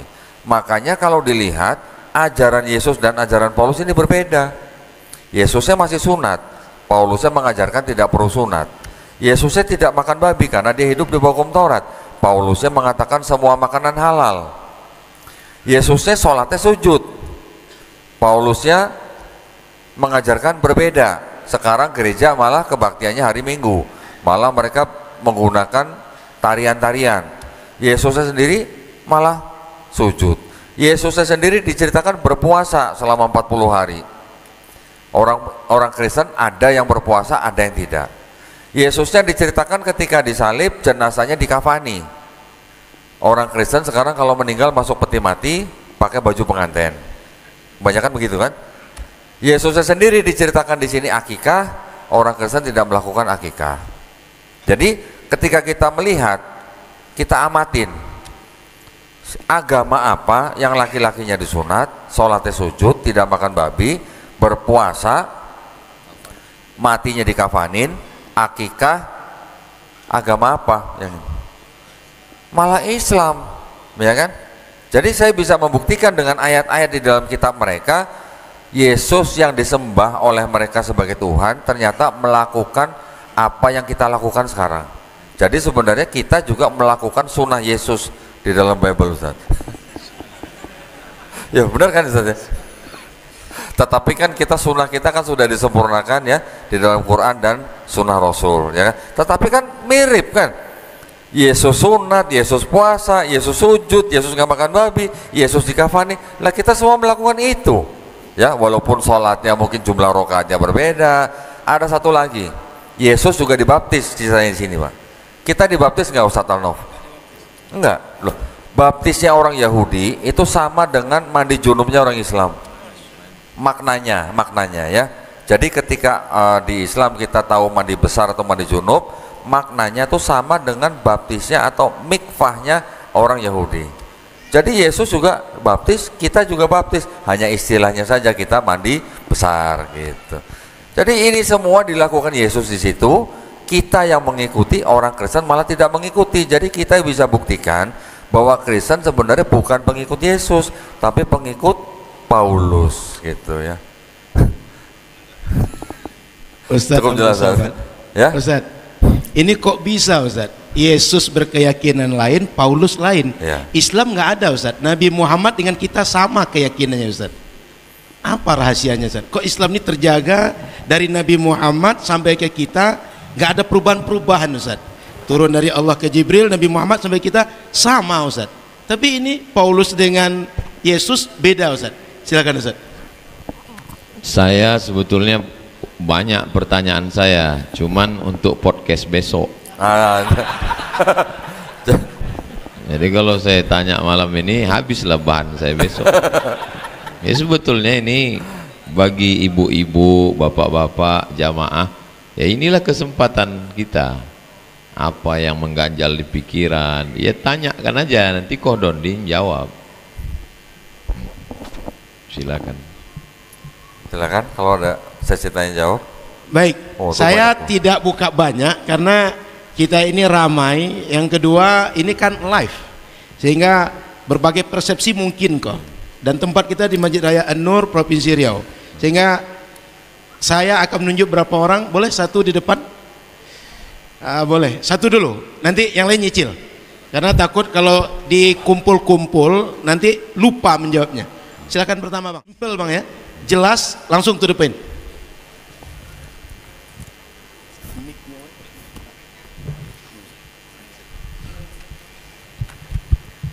Bismillahirrahmanirrahim. Assalamualaikum warahmatullahi wabarakatuh. Waalaikumsalam warahmatullahi. Izin Ustadz, Tuan Guru, saya Hengki Brimana, izin mau bertanya. Jadi beberapa waktu lalu saya nonton film. Film itu film India, judulnya PK. Oh iya, PK. Jadi di dalam film itu beliau menyampaikan bahwa Tuhan itu ada dua, yaitu Tuhan yang menciptakan kita dan Tuhan yang kita ciptakan. Terus juga disampaikan bahwa Tuhan itu terkadang hanya satu, tetapi terkadang wrong number. Wrong number tadi itu salah sambung. Maksud salah sambung itu terkadang pesan yang disampaikan Tuhan itu salah yang disampaikan oleh penyambung-penyambung Tuhan yang di dunia. Nah, jadi pertanyaan saya, izin Ustadz Kodondi, terkait agama. Apakah agama itu sebuah kebutuhan yang diciptakan oleh manusia sendiri, ataukah agama itu memang penyampaian dari Tuhan untuk membentuk agama di dunia? Karena apa? Kalau kita jadikan perbandingan dalam acuan dari film tadi itu harusnya kalau memang Tuhan itu satu, harusnya agama itu nggak ada. Karena mungkin ada persepsi yang berbeda sampai pesan Tuhan ke dunia itu yang membuat agama itu ada beberapa malah banyak gitu. Mungkin itu Ustadz, sekali lagi saya simpulkan bahwa apakah agama ini memang kebutuhan manusia, diciptakannya agama-agama, apakah memang ini dari manusia ataukah memang ini pesan dari Tuhan untuk menciptakan agama di dunia. Terima kasih. Wabillahi taufiq wal hidayah. Assalamualaikum warahmatullahi wabarakatuh. Langsung kok. Mas kan muslim nih, ya kan? Mas kan tahu bahwa ada ayat Quran surat Ali Imran ayat 19. Inna dina indallahil Islam. Artinya apa? Agama yang diridhoi di sisi Allah adalah Islam. Berarti harusnya menurut keyakinan seorang muslim, agama yang istilahnya diturunkan oleh Sang Pencipta itu ada berapa, Mas? Harusnya. Hah? Iya. Paham, saya paham. Nah, justru saya sedang menjawab, tapi dari sisi pandangan kita sebagai orang Islam. Ya. Di dalam Quran surat Ali Imran ayat 19 sudah dikatakan Inna dina indallahil Islam. Berarti kalau begitu Allah Subhanahu wa taala Sang Pencipta ini tidak menurunkan agama selain Islam. Betul? Setuju? Nah, berarti kalau ada agama-agama lain yang di luar Islam, itu adalah pemikiran manusia, ya. Pemikiran manusia atas bisa dikatakan wahyu, bisa dikatakan pemikiran manusia yang dijadikan agama. Karena tadi yang dari sini aja ada pemikiran agama yang dijadikan sebagai ayat, ya kan? Sekarang Mas tahu nggak ada berapa agama di seluruh dunia?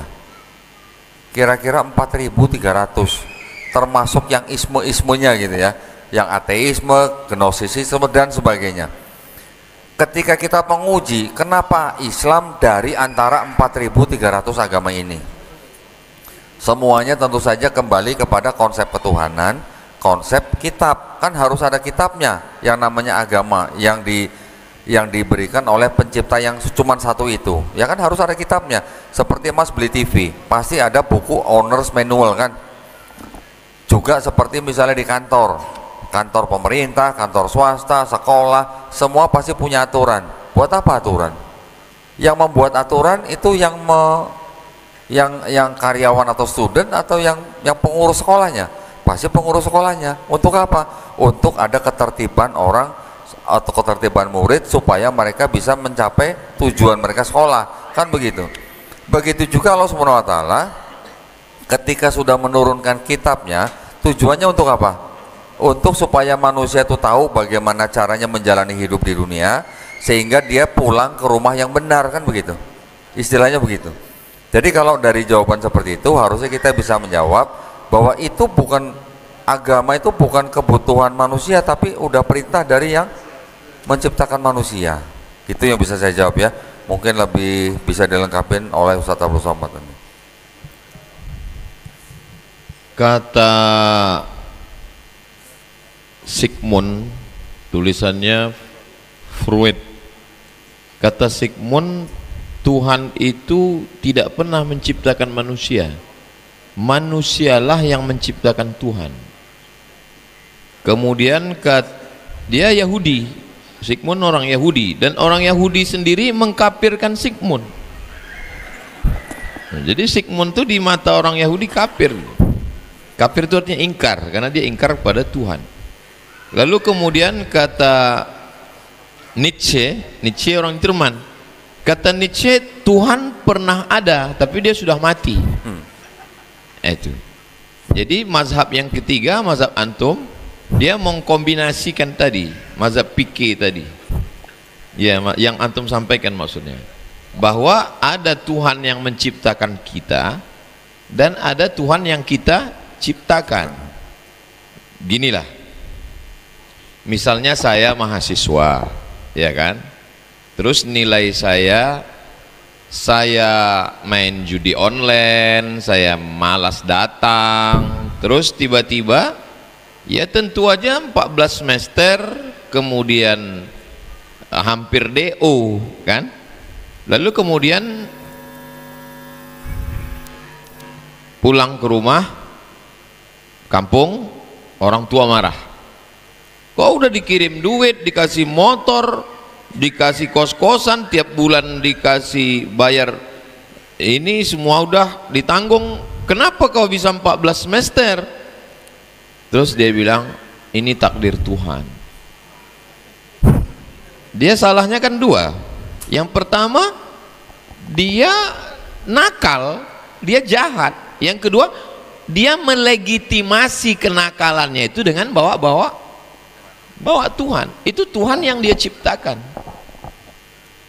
Nah, bagaimana kita membedakan bahwa Tuhan yang kita sembah ini Tuhan yang kita ciptakan atau Tuhan yang menciptakan kita? Baliknya ke Quran. Tapi Quran itu kan lautan yang begitu luas. Maka datanglah ulama. Ulama bukan membuat agama, dia menyusun yang ada di Quran itu dengan hadis secara sistematis. Quran, hadis, akal, menyusunnya secara sistematis. Itulah yang disusun sifat 20 itu. Kenapa cuma 20? Ya misalnya gini, untuk mengklasifikasikan bahwa orang ini adalah jamaah An-Nur, ya kan? Orang ini jamaah An-Nur, maka imam besar beserta seluruh pengurus An-Nur membuat pasal-pasal. Tersusunlah 10 pasal. Kenapa 10? Ya menurut mereka kalau udah cukup syarat 10 ini berarti dia jamaah An-Nur gitu. Disusunlah 20. Siapa yang lolos sifat 20 ini berarti dia Tuhan. Yang mau ikut seleksi Tuhan ini sekarang menurut survei ada sekitar 4.000 Tuhan.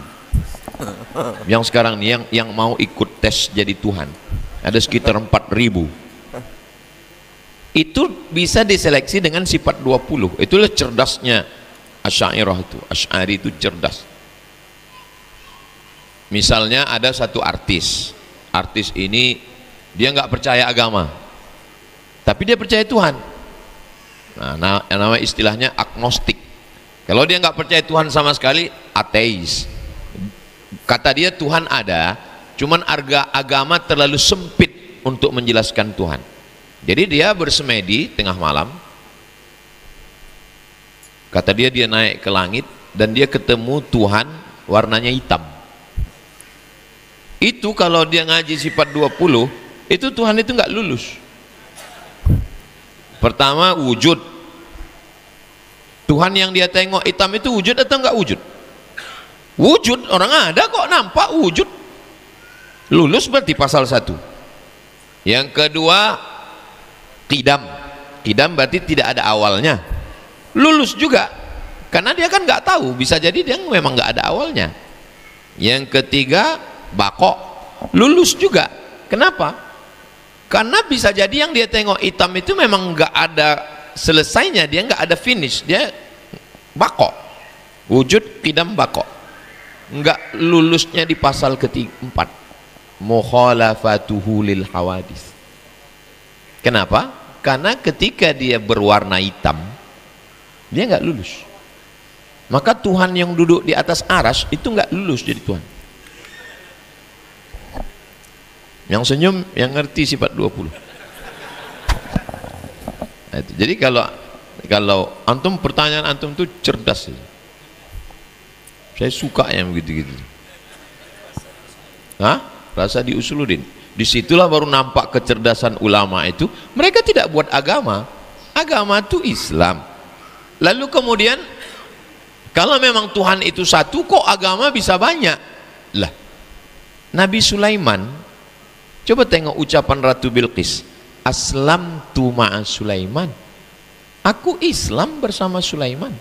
Ibrahim, maka ana Ibrahimu Yahudiyan wala Nasraniyan walakin kana hanifan musliman. Nabi-nabi itu agamanya satu. Apa agamanya? Berserah diri kepada Tuhan. Tauhid. Semua agama nabi-nabi itu tauhid. Nabi Isa itu tauhid kok. Tauhid. Tauhid kata kok. Asli itu ya. Ya soalnya tadi kan ada yang enggak asli. Asli, bisa dibuktikan. Iya, semua nabi-nabi itu agamanya tauhid. Hanya saja tata cara syariat ibadahnya disempurnakan dengan datangnya Nabi Muhammad SAW. Nabi Sulaiman meninggalnya kan sedang sholat dan dia berdiri. Taunya dia meninggal karena tongkatnya dimakan rayap. Nggak berani anak buahnya menegur dia, nggak ngasih tahu, Pak, Bapak kok lama kali berdiri. Nggak berani orang tuh. Sama lah kita sama Pak Kapolsek aja segan kita kan, apalagi Kapolda kan. Jadi Nabi Sulaiman itu berdiri, dia sedang beribadah sampai akhirnya tongkatnya itu dimakan rayap, jatuh. Nabi Sulaiman itu ibadahnya berdiri, dan kita ada sholat kita berdiri, kan berdiri sholat kita. Lalu kemudian Nabi Isa itu ibadahnya sujud. Betul. Matius 26 ayat 39 tuh. Tuh, kan? Bukti. Sujud. Nabi Isa itu sujud, dan kita ibadah kita ada sujud. Dan coba tengok ibadah orang Yahudi, ada rukuknya. Kedatangan Nabi Muhammad, coba tengok bunyi ayatnya. Al-yauma akmaltu lakum dinakum wa atmamtu alaikum ni'mati. Aku sempurnakan nikmat. Tegak, ruku, sujud, iktidal, tasyahud ada pada finishnya Nabi Muhammad SAW. Jadi kalau ada orang Yahudi masuk Islam, dia tidak keluar agama, dia menyempurnakan keyahudiannya. Kohdondi, dia tidak keluar dari Nasrani, dia menyempurnakan kenasraniannya. Kembali. Jadi kalau di bahasa Inggris itu kan ada dua istilah, Ustaz. Yeah. Ada yang mengatakan orang yang masuk Islam disebut orang yang convert. Ada juga orang yang menyatakan ketika orang masuk Islam itu disebut revert. Ya. Yang lebih tepat adalah yang revert, karena ada hadis yang mengatakan bahwa setiap bayi itu kan sebenarnya fitrah. Fitrah artinya apa? Muslim. Muslim artinya apa? Berserah diri kepada penciptanya. Itu. Jadi jangan kita diajak itu Ustadz Somad itu ngajak orang masuk Islam. Enggak. Karena asalnya mamin mauludin illa yuladu alal fitrah. Semua manusia ini fitrah. Yang dimaksud dengan fitrah itu apa? Kata Abu Hurairah, fitratul Islam. Fa abawahu yuhawwidanihi au yunassiranihi au yumajjisanihi. Kenapa tidak ada au yusallimanihi? Enggak ada. Ustadz lah yang mengislamkan dia, enggak ada. Dia hanya kembali ke jalan revert. Betul. Revert. Dia bukan convert. Dia kembali ke Islamnya. Iya. Yang aslinya dia dulu memang Islam.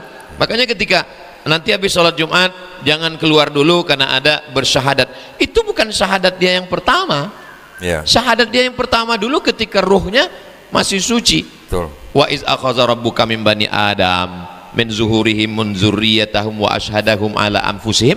Waktu itu ruh semua ditanya Allah. Ruh, alastu bi rabbikum? Bukankah aku Tuhan kamu? Semua ruh orang waktu itu menjawab, bala syahidna. Kami bersaksi engkaulah Tuhan kami. Antaqulu yaumal qiyamah. Tapi setelah kamu di dunia di hari kiamat kamu lupa. Saya kebetulan ruh saya masuk ke dalam perut orang Islam. Mak saya Islam, ayah saya Islam, sehingga saya tidak terlalu berat. Beban saya nggak berat. Ayah saya Islam, mak saya Islam. Tapi Kohdondi, Ustadz Yahya Walone, Ustadz Nababan, Ustadz Felix Siau, Koh Stephen, mereka sebenarnya itulah kenapa mereka balasannya dari nol, bersih, suci, karena perjuangan mereka berat. Nah gitu. Jadi ruh itu sebenarnya suci, tapi ketika dia masuk ke dalam jasad yang kotor ini, kan ada tuh, engkau bagai air, itu air yang jernih dia di dalam bekas yang berdebu. Itu bukan lagu cinta, itu lagu tauhid. Yang menyusun lagu itu Habib, marganya Syahab bin Syihab dari Johor, orang Malaysia. Engkau bagai air yang jernih, ruh itu suci. di dalam bekas yang berdebu. Zahirnya kotoran itu terlihat, kesucian terlindung juga. Cinta atau usah nanti lah, kita lanjutkan. Jadi dia tidak bisa hanya di mata, cinta hadir di dalam jiwa. Makanya kita menyeimbangkan antara, jadi ketika orang tadi sudah jauh jalannya, dia balik lagi ke Islam. Demikian, wallahu a'lam. Baik, terima kasih Ustadz dan Ko Dondi. Repeat tadi bahwa agama ini bukan kita menciptakan, agama ini dari Tuhan, kita tinggal ikut agama. Inna dina indallahil Islam. Semua nabi agamanya Islam. Baik Bang, singkat, jelas, dan to the point Bang. Baik.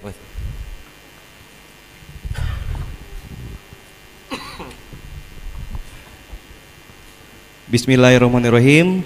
Assalamualaikum warahmatullahi wabarakatuh. Waalaikumsalam warahmatullahi wabarakatuh. Alhamdulillah kita diberikan kesempatan untuk saya bertemu dua idola saya. Alhamdulillah senang, bahagia. Bagaimana kalau kita ketemu Rasulullah nanti, semoga kita dipertemukan di akhirat surga nanti, amin, Allahumma amin. Amin. Terima kasih atas kesempatannya. Mohon izin Ustadz dan Ko Dondi, saya ngefans banget dengan Ko Dondi. Saya ingin ajukan pertanyaan. Yang pertama, siapakah Paulus itu? Kenapa orang Nasrani atau Kristen mengikutinya dan mengakuinya sebagai Rasul dan mendapatkan mujizat-mujizat? Yang pertama, apakah ia murid Yesus? Ya, kok? Lalu yang kedua, mengapa penyebutan dari Nabi Isa itu berbeda-beda dalam tiap daerah? Sehingga membuat orang-orang Kristen mengatakan Yesus dan Isa itu adalah pribadi dan cerita yang berbeda. Nah, dua itu aja pertanyaan dari saya. Terima kasih. Wassalamualaikum warahmatullahi wabarakatuh. Waalaikumsalam warahmatullahi wabarakatuh. Baik, yang pertama, siapakah Paulus? Paulus ini adalah sebenarnya orang Yahudi juga, ya, orang Israel juga. Ayahnya dari suku Benyamin, ya. Tetapi ibunya dari Tarsus Yunani. Jadi Paulus ini bukan Yahudi murni, tapi Yahudi bleseran gitu ya. Dia mengaku sebagai pelaku Taurat tanpa cacat, pernah belajar dari Rabi Gamaliel, pernah menjadi warga negara Romawi, pernah bekerja mengejar-ngejar pengikut Yesus. Ya, mengejar-ngejar ini dalam arti mempersekusi, menjarakan, menyiksa, membunuh dan sebagainya. Tetapi apakah Paulus ini pernah ketemu Yesus tatap muka? Tidak pernah, ya. Tidak pernah ketemu tatap muka dengan Yesus, tidak pernah ngopi bareng Yesus. Yang jelas ketika suatu saat Paulus sedang mengejar-ngejar pengikut Yesus, setelah Yesus tidak ada, ya, setelah Yesus diangkat, Paulus pergi ke suatu tempat yang ke kota Damsyik. Di tengah perjalanan, Paulus dan teman-temannya mengaku melihat cahaya, mendengar suara. Suaranya apa? Saul, Saul, mengapa engkau menyiksa aku? Saul itu adalah nama Paulus sebelum dia mengaku bertobat. Dulu awalnya namanya Saulus, berubah menjadi Paulus. Ketika Saul mendengar suara itu dan melihat cahaya itu, dia menceritakan bahwa dia sempat buta, kemudian sesampainya di Damsyik, dia ditolong oleh salah seorang yang disebut orang hamba Tuhan, terus kemudian sembuh. Setelah itu dia mengaku menjadi pemberita tentang Yesus, ya. Jadi dia belum menyatakan diri sebagai Kristen, dia mengangkat dirinya sendiri sebagai rasul, ya, mengangkat dirinya sebagai rasul. Rasul di dalam kitabnya orang Kristen ini artinya pengikut Yesus, ya, bukan nabi yang menerima risalah, bukan. Nah, Paulus ini setelah mengaku bertobat, dia akhirnya menjadi pemberita tentang Yesus. Pemberita, ya, yang tadinya dia tidak pernah ketemu, tidak pernah belajar langsung dari Yesus, dia menjadi pemberita tentang Yesus. Nah, ada sebuah ajaran yang sangat-sangat berbeda dengan ajaran Yesus dalam Perjanjian Baru. Paulus mengajarkan bahwa manusia ini semuanya sudah kena maut. Dari mana? Dari dosa satu orang itu. Siapa? Istrinya Nabi Adam, ya, Hawa. Jadi karena dosa orang itu, satu orang itu, semua manusia keturunan Adam sudah mendapatkan dosa. Karena dosa itu menyebabkan maut, makanya manusia tidak bisa bersatu kembali dengan Tuhan. Makanya Tuhan harus menjelma jadi manusia Yesus, menebus dosa manusia. Ini pemahaman dari Paulus, ya. Tetapi Yesus yang diceritakan di dalam 4 gospel tadi, Matius, Markus, Lukas, Yohanes, Yesus mengajarkan kepada Bani Israel di dalam Matius pasal 23 ayat 1-3 bahwa ahli Taurat dan orang Farisi itu sudah menduduki kursi Musa. Artinya apa? Mereka sudah menggantikan Nabi Musa untuk mengajarkan apa? Mengajarkan Taurat. Jadi Yesus mengatakan kepada bangsa Israel, kalian harus mengikuti ajaran ahli Taurat dan orang Farisi. Kalian harus ikuti ajarannya, tetapi jangan ikuti kelakuannya, ya. Kenapa? Karena orang Farisi dan orang ahli Taurat dianggap orang munafik karena mereka mengajarkan Taurat tapi tidak melakukannya. Yang pertama. Yang kedua, Yesus mengajarkan di dalam Matius pasal 18 ayat 3, dia ditanya, siapa yang terbesar di kerajaan sorga? Yesus mengatakan di Matius 18 ayat 3, barang siapa tidak bertobat dan menjadi seperti anak kecil ini, ada anak kecil yang dipegang Yesus, dia tidak masuk surga. Itu ajaran Yesus, ya. Saya sering bertanya kepada tamu-tamu saya yang datang, yang orang Kristen. Saya sering bertanya, kalau Yesus dianggap mengatakan itu, kalau tidak bertobat dan menjadi seperti anak kecil, kamu tidak masuk surga. Saya ingin bertanya, studi kasus saja gitu ya. Kalau ada orang lewat ceritanya, dia dengar Yesus ngomong begitu, terus kemudian orang itu bertobat, kemudian seminggu kemudian orang itu mati, orang itu masuk surga, masuk neraka. Saya sering nanya orang Kristen begitu. Kalau orang Kristen yang menggunakan akal sehat dan bersih dari doktrin, otomatis dengan rumus tidak bertobat tidak masuk surga, berarti kalau ada orang bertobat masuk surga, masuk neraka. Harusnya masuk surga, betul kan? Tapi saya bilang, tapi Yesusnya belum disalib. Kalau Yesusnya belum disalib, orang bisa masuk surga, berarti sebenarnya Yesus perlu disalib nggak buat tembus dosa orang manusia? Itu sering orang terjebak dengan pertanyaan saya seperti itu, sehingga saya baru mikir, oh iya ya, kalau begitu ajaran siapa? Yesus harus mati di atas kayu salib untuk menembus dosa manusia. Itulah ajaran Paulus, ya. Jadi Yesus dan Paulus mengajarkan sesuatu yang berbeda. Ketika kita sudah berbicara cukup panjang dengan orang-orang Kristen yang datang ke tempat saya, akhirnya orang Kristen itu sendiri bisa mengakui bahwa dia pengikut Paulus, bukan pengikut Yesus. Saya bisa membuktikan kita adalah pengikut Yesus dalam Bible kamu. Kenapa? Yesus di sini sujud. Di Islam kita diperintahkan mengikuti taat kepada Allah dan taat kepada Rasul. Di dalam Quran surat Al-Hajj ayat ke-77, Nabi Muhammad SAW diperintahkan bersujud. Ya ayyuhalladzina amanur ka'u wasjudu wa'budu. Diperintahkan bersujud dan Nabi Muhammad SAW disebut Muslim. Yesus Matius 26:39 bersujud. Abraham di dalam kitab ini, Kejadian 17 ayat 3, Abraham bersujud. Keluaran 34 ayat 8, Nabi Musa sujud. Bilangan 16:22, Nabi Musa dan Nabi Harun sujud. Yosua pasal 5 ayat 14 sujud. 1 Tawarikh 15:29 sama Mazmur 95 ayat 6, Nabi Daud dan umatnya sujud. Nehemia pasal 8 ayat 6, Esra sujud. Semua pada sujud, nabi-nabi sebelum Yesus. Nabi setelah Yesus pun sujud. Kita sekarang sujud. Kenapa kamu nggak sujud? Ikut siapa? Gitu. Kira-kira begitu ya. Jadi itu adalah trik aja. Karena kita tahu ada ayat-ayat yang berbunyi seperti itu di dalam kitab mereka sendiri gitu.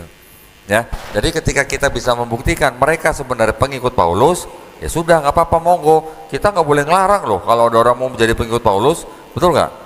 Dengan sebutan Kristen kita bisa membuktikan mereka pengikut Paulus, kita nggak boleh ngelarang, monggo silakan. Kami yang pengikut Yesus dalam kitab kalian gitu. Selain ya, semoga menjawab pertanyaan. Silakan. Ini kalau kita lanjutkan mungkin sampai subuh nggak selesai. Betul kok ya? Bisa jadi begitu. Panjang. Saya ingin kasih tahu besok ada majelis agak spesifik di aula lantai 1 setelah zuhur. Jadi para penggerak dakwah, para mu'alaf, kemudian para pengelola organisasi, ya besok setelah zuhur dari jam 1 sampai jam 5 sore kalau kuat di kalau aula kuat. lantai 1. Kalau kuat. Nah, di aula lantai 1 ini di awal kita khususkan penggerak dakwah para asatiz, dan bagi yang punya bacaan banyak dan penasaran, rasanya akal ini tak cukup dengan malam ini saja, besok hadir di sini. Sehingga mudah-mudahan akal itu mengantarkan seperti Koh Dondi, dengan kritis beliau, refight beliau. Tapi ada orang Ustaz, akalnya dibuangnya Ustaz. Jangan-jangan nanti justru kebalikan dari Koh Dondi. Koh Dondi masuk, dia justru keluar Ustaz. Closing Ustaz. Kalau Tuan pergi menyelam membawa gasing, kalau sudah membahas tentang Islam, sesungguhnya tidak ada closing. Karena besok masih berlanjut lagi, dan insya Allah closing kita adalah ketika wala tamutunna illa wa antum muslimun. Closing kita adalah ketika husnul khatimah. Closing kita adalah ketika selamat dari azab kubur. Closing kita ketika nanti kita di padang mahsyar bertemu dapat naungan singgasana, amin, di bawah arasy, karena kita termasuk orang yang bersaudara karena Allah. Closing kita adalah ketika nanti kita mendapatkan salamun qaulam mir rabbir rahim. Apalah yang kita takutkan, apa yang kita cemaskan, hidup ini singkat. Saya hanya ingin, banyak hal yang tak bisa saya sampaikan karena keterbatasan ilmu saya. Lalu kemudian Koh Dondi dengan bahasanya yang santun, orangnya lembut, dan dia bisa menyampaikan itu dengan ilmunya, bukan dengan hawa nafsu. Kenapa kita tidak pakai lidah beliau? Kita sesungguhnya ingin mendapatkan amal jariyah. Man jahaza ghazian faqad ghaza. Kalau kamu tidak bisa perang, siapkan tombaknya, siapkan baju besinya. Sayyidina Utsman bin Affan dapat pahala perang Badar walaupun dia tidak ikut karena istrinya sakit. Kita buatkan fasilitas dakwah, podcast, share video-video, dapat hidayah orang, bukan gara-gara lisan kita, tapi gara-gara yang kita potong video kita sampaikan. Ayyadiyallahu bika rajulan wahidan, satu orang dapat hidayah karena postingmu, karena Instagrammu, karena TikTokmu. Khairum minad dunya wa ma fiha, lebih baik daripada dunia dan seisinya. Khairum min humurin na'am, lebih baik daripada unta yang merah. Nah, jadi mudah-mudahan apa yang kita lakukan ini diridhoi Allah Subhanahu wa taala. Yang selama ini saya merasa saya hanya menyampaikan bil hikmah wal mau'izatil hasanah, dan hanya intern saja. Dan alhamdulillah malam ini kita sudah, tapi jangan pernah merasa puas dan cukup. Wajadilhum billati hiya ahsan, menguatkan benteng ke dalam, dan mudah-mudahan bisa memberikan hidayah keluar insyaallah. Man ahsana ilaikum, siapa yang berbuat baik pada kamu, fakafi'uhu, balaslah. Fa illam tajidu, kalau kamu belum mampu membalas, fad'u lahu, doakanlah. Kita doakan Koh Dondi Tan supaya beliau sehat. Yayasan Tabung Wakaf Umat, Masjid Raya An-Nur, dan tentu saja Bapak Gubernur, Bapak Kapolda, semua ulil amri pemimpin kita. Kita tidak ada kata-kata menghujat, tidak ada mencaci maki. Kata-kata kita adalah menjelaskan ajaran agama Islam. Jangan tertipu dengan potongan-potongan video atau dicampur dengan AI. Tonton dari awal sampai akhir di channel-channel yang resmi, channel Tabung Wakaf Umat, channel Ustadz Abdul Somad Official. Jangan lupa subscribe, like, share, and comment. Menangkap puyuh di Bukit Selasih. Thank you dan terima kasih. Assalamualaikum warahmatullahi wabarakatuh. Assalamualaikum warahmatullahi wabarakatuh. Terakhir Koh Dondi, Koh, pesan penting untuk umat Islam.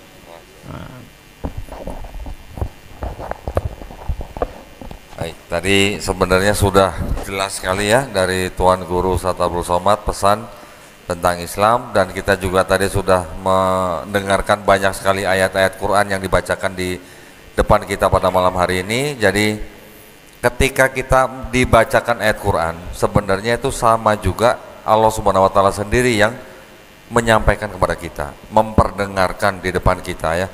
Jadi buat saya sekarang, saya disebut sebagai muslim dengan arti saya harus berserah diri kepada kehendak pencipta saya itu sudah merupakan penghargaan yang paling tinggi yang saya bisa terima, yang saya bisa rasakan dengan nikmat yang luar biasa. Jadi alhamdulillah, pesan saya hanya jaga iman Islam itu sekuat-kuatnya, jangan sampai lepas daripada genggaman kita. Insya Allah kita yang mengikuti taat kepada Allah Subhanahu wa Ta'ala, taat kepada Rasul dan sunnahnya, insya Allah kita sudah disediakan tempat yang baik dan rumah yang benar. Rumah yang benar ini tidak mungkin menyakitkan buat kita, ya. Amin ya rabbal alamin. Semoga kita semua dilindungi dan dirahmati Allah Subhanahu wa Ta'ala. Semoga kita juga dijadikan golongan manusia yang beriman kepada apa yang sudah diturunkan Allah Subhanahu wa Ta'ala melalui Rasulnya, dan insya Allah kita juga dijadikan golongan manusia yang menjadi saksi keesaan Allah Subhanahu wa Ta'ala. Barakallahu fikum, wabillahi taufiq wal hidayah. Wassalamualaikum warahmatullahi wabarakatuh. Agar acara kita berkah, kita minta Ustadz Zul Ikrami menutup dengan doa pada Imam Masjid Raya An-Nur. Kami persilakan. Ala hazihi niyah wa ala kulli niyatin salihah. Al-Fatihah. Na'udzu billahi minasy syaithanir rajim. Bismillahirrahmanirrahim. Alhamdulillahi rabbil alamin. Arrahmanir rahim. Maliki yaumiddin. Iyyaka na'budu wa iyyaka nasta'in. Ihdinas siratal mustaqim. Siratal ladzina an'amta 'alaihim ghairil maghdubi 'alaihim waladdallin. Amin. Na'udzu billahi minasy syaithanir rajim. Bismillahirrahmanirrahim. Alhamdulillahi rabbil alamin. Assalatu wassalamu ala asrafil anbiya'i wal mursalin sayyidina wa habibina wa qurrati a'yunina wa tibbi qulubina Muhammadin wa ala alihi wa sahbihi ajma'in. Allahumma ighfir lana dhunubana wa liwalidina warhamhum kama rabbawna shighara. Allahumma la hawla lana wa la quwwata illa bika innaka ni'mal maula wa ni'man nasir. Rabbana la tuzigh qulubana ba'da idh hadaitana ya Allah ya arhamar rahimin. Rabbana la tuzigh qulubana ba'da idh hadaitana wa hab lana min ladunka rahmatan ya Allah ya arhamar rahimin. Ya Allah ya Rahman ya Rahim ya mujibas sailin. Kami berkumpul di tempat yang mulia ini ya Allah, mengangkat tangan kami kepadamu, memohon dengan harap kepadamu ya Allah, agar Engkau ampunkan dosa-dosa kami ya Allah. Engkau berikan hidayah kepada hati kami ya Allah. Engkau berikan nikmat iman ke dalam diri kami ya Allah. Setelah Engkau berikan hidayah itu ya Rahman, jangan Engkau cabut hidayah itu ya Allah. Hidupkan kami dalam iman, matikan kami sebagai muslim yang Engkau ridai dunia akhirat ya mujibas sailin ya akramal akramin. Rabbana atina fid dunya hasanah wa fil akhirati hasanah wa qina azaban nar wa adkhilnal jannata ma'al abrar ya azizu ya ghaffar ya rabbal alamin. Wa sallallahumma ala sayyidina Muhammad wa ala alihi wa sahbihi ajma'in. Wa akhiru da'wana anil hamdulillahi rabbil alamin. Ya Rabbi bil Mustafa balligh maqasidana waghfir lana ma madha ya wasi'al karami. Ya Rabbi bil Mustafa balligh maqasidana waghfir lana ma madha ya wasi'al karami.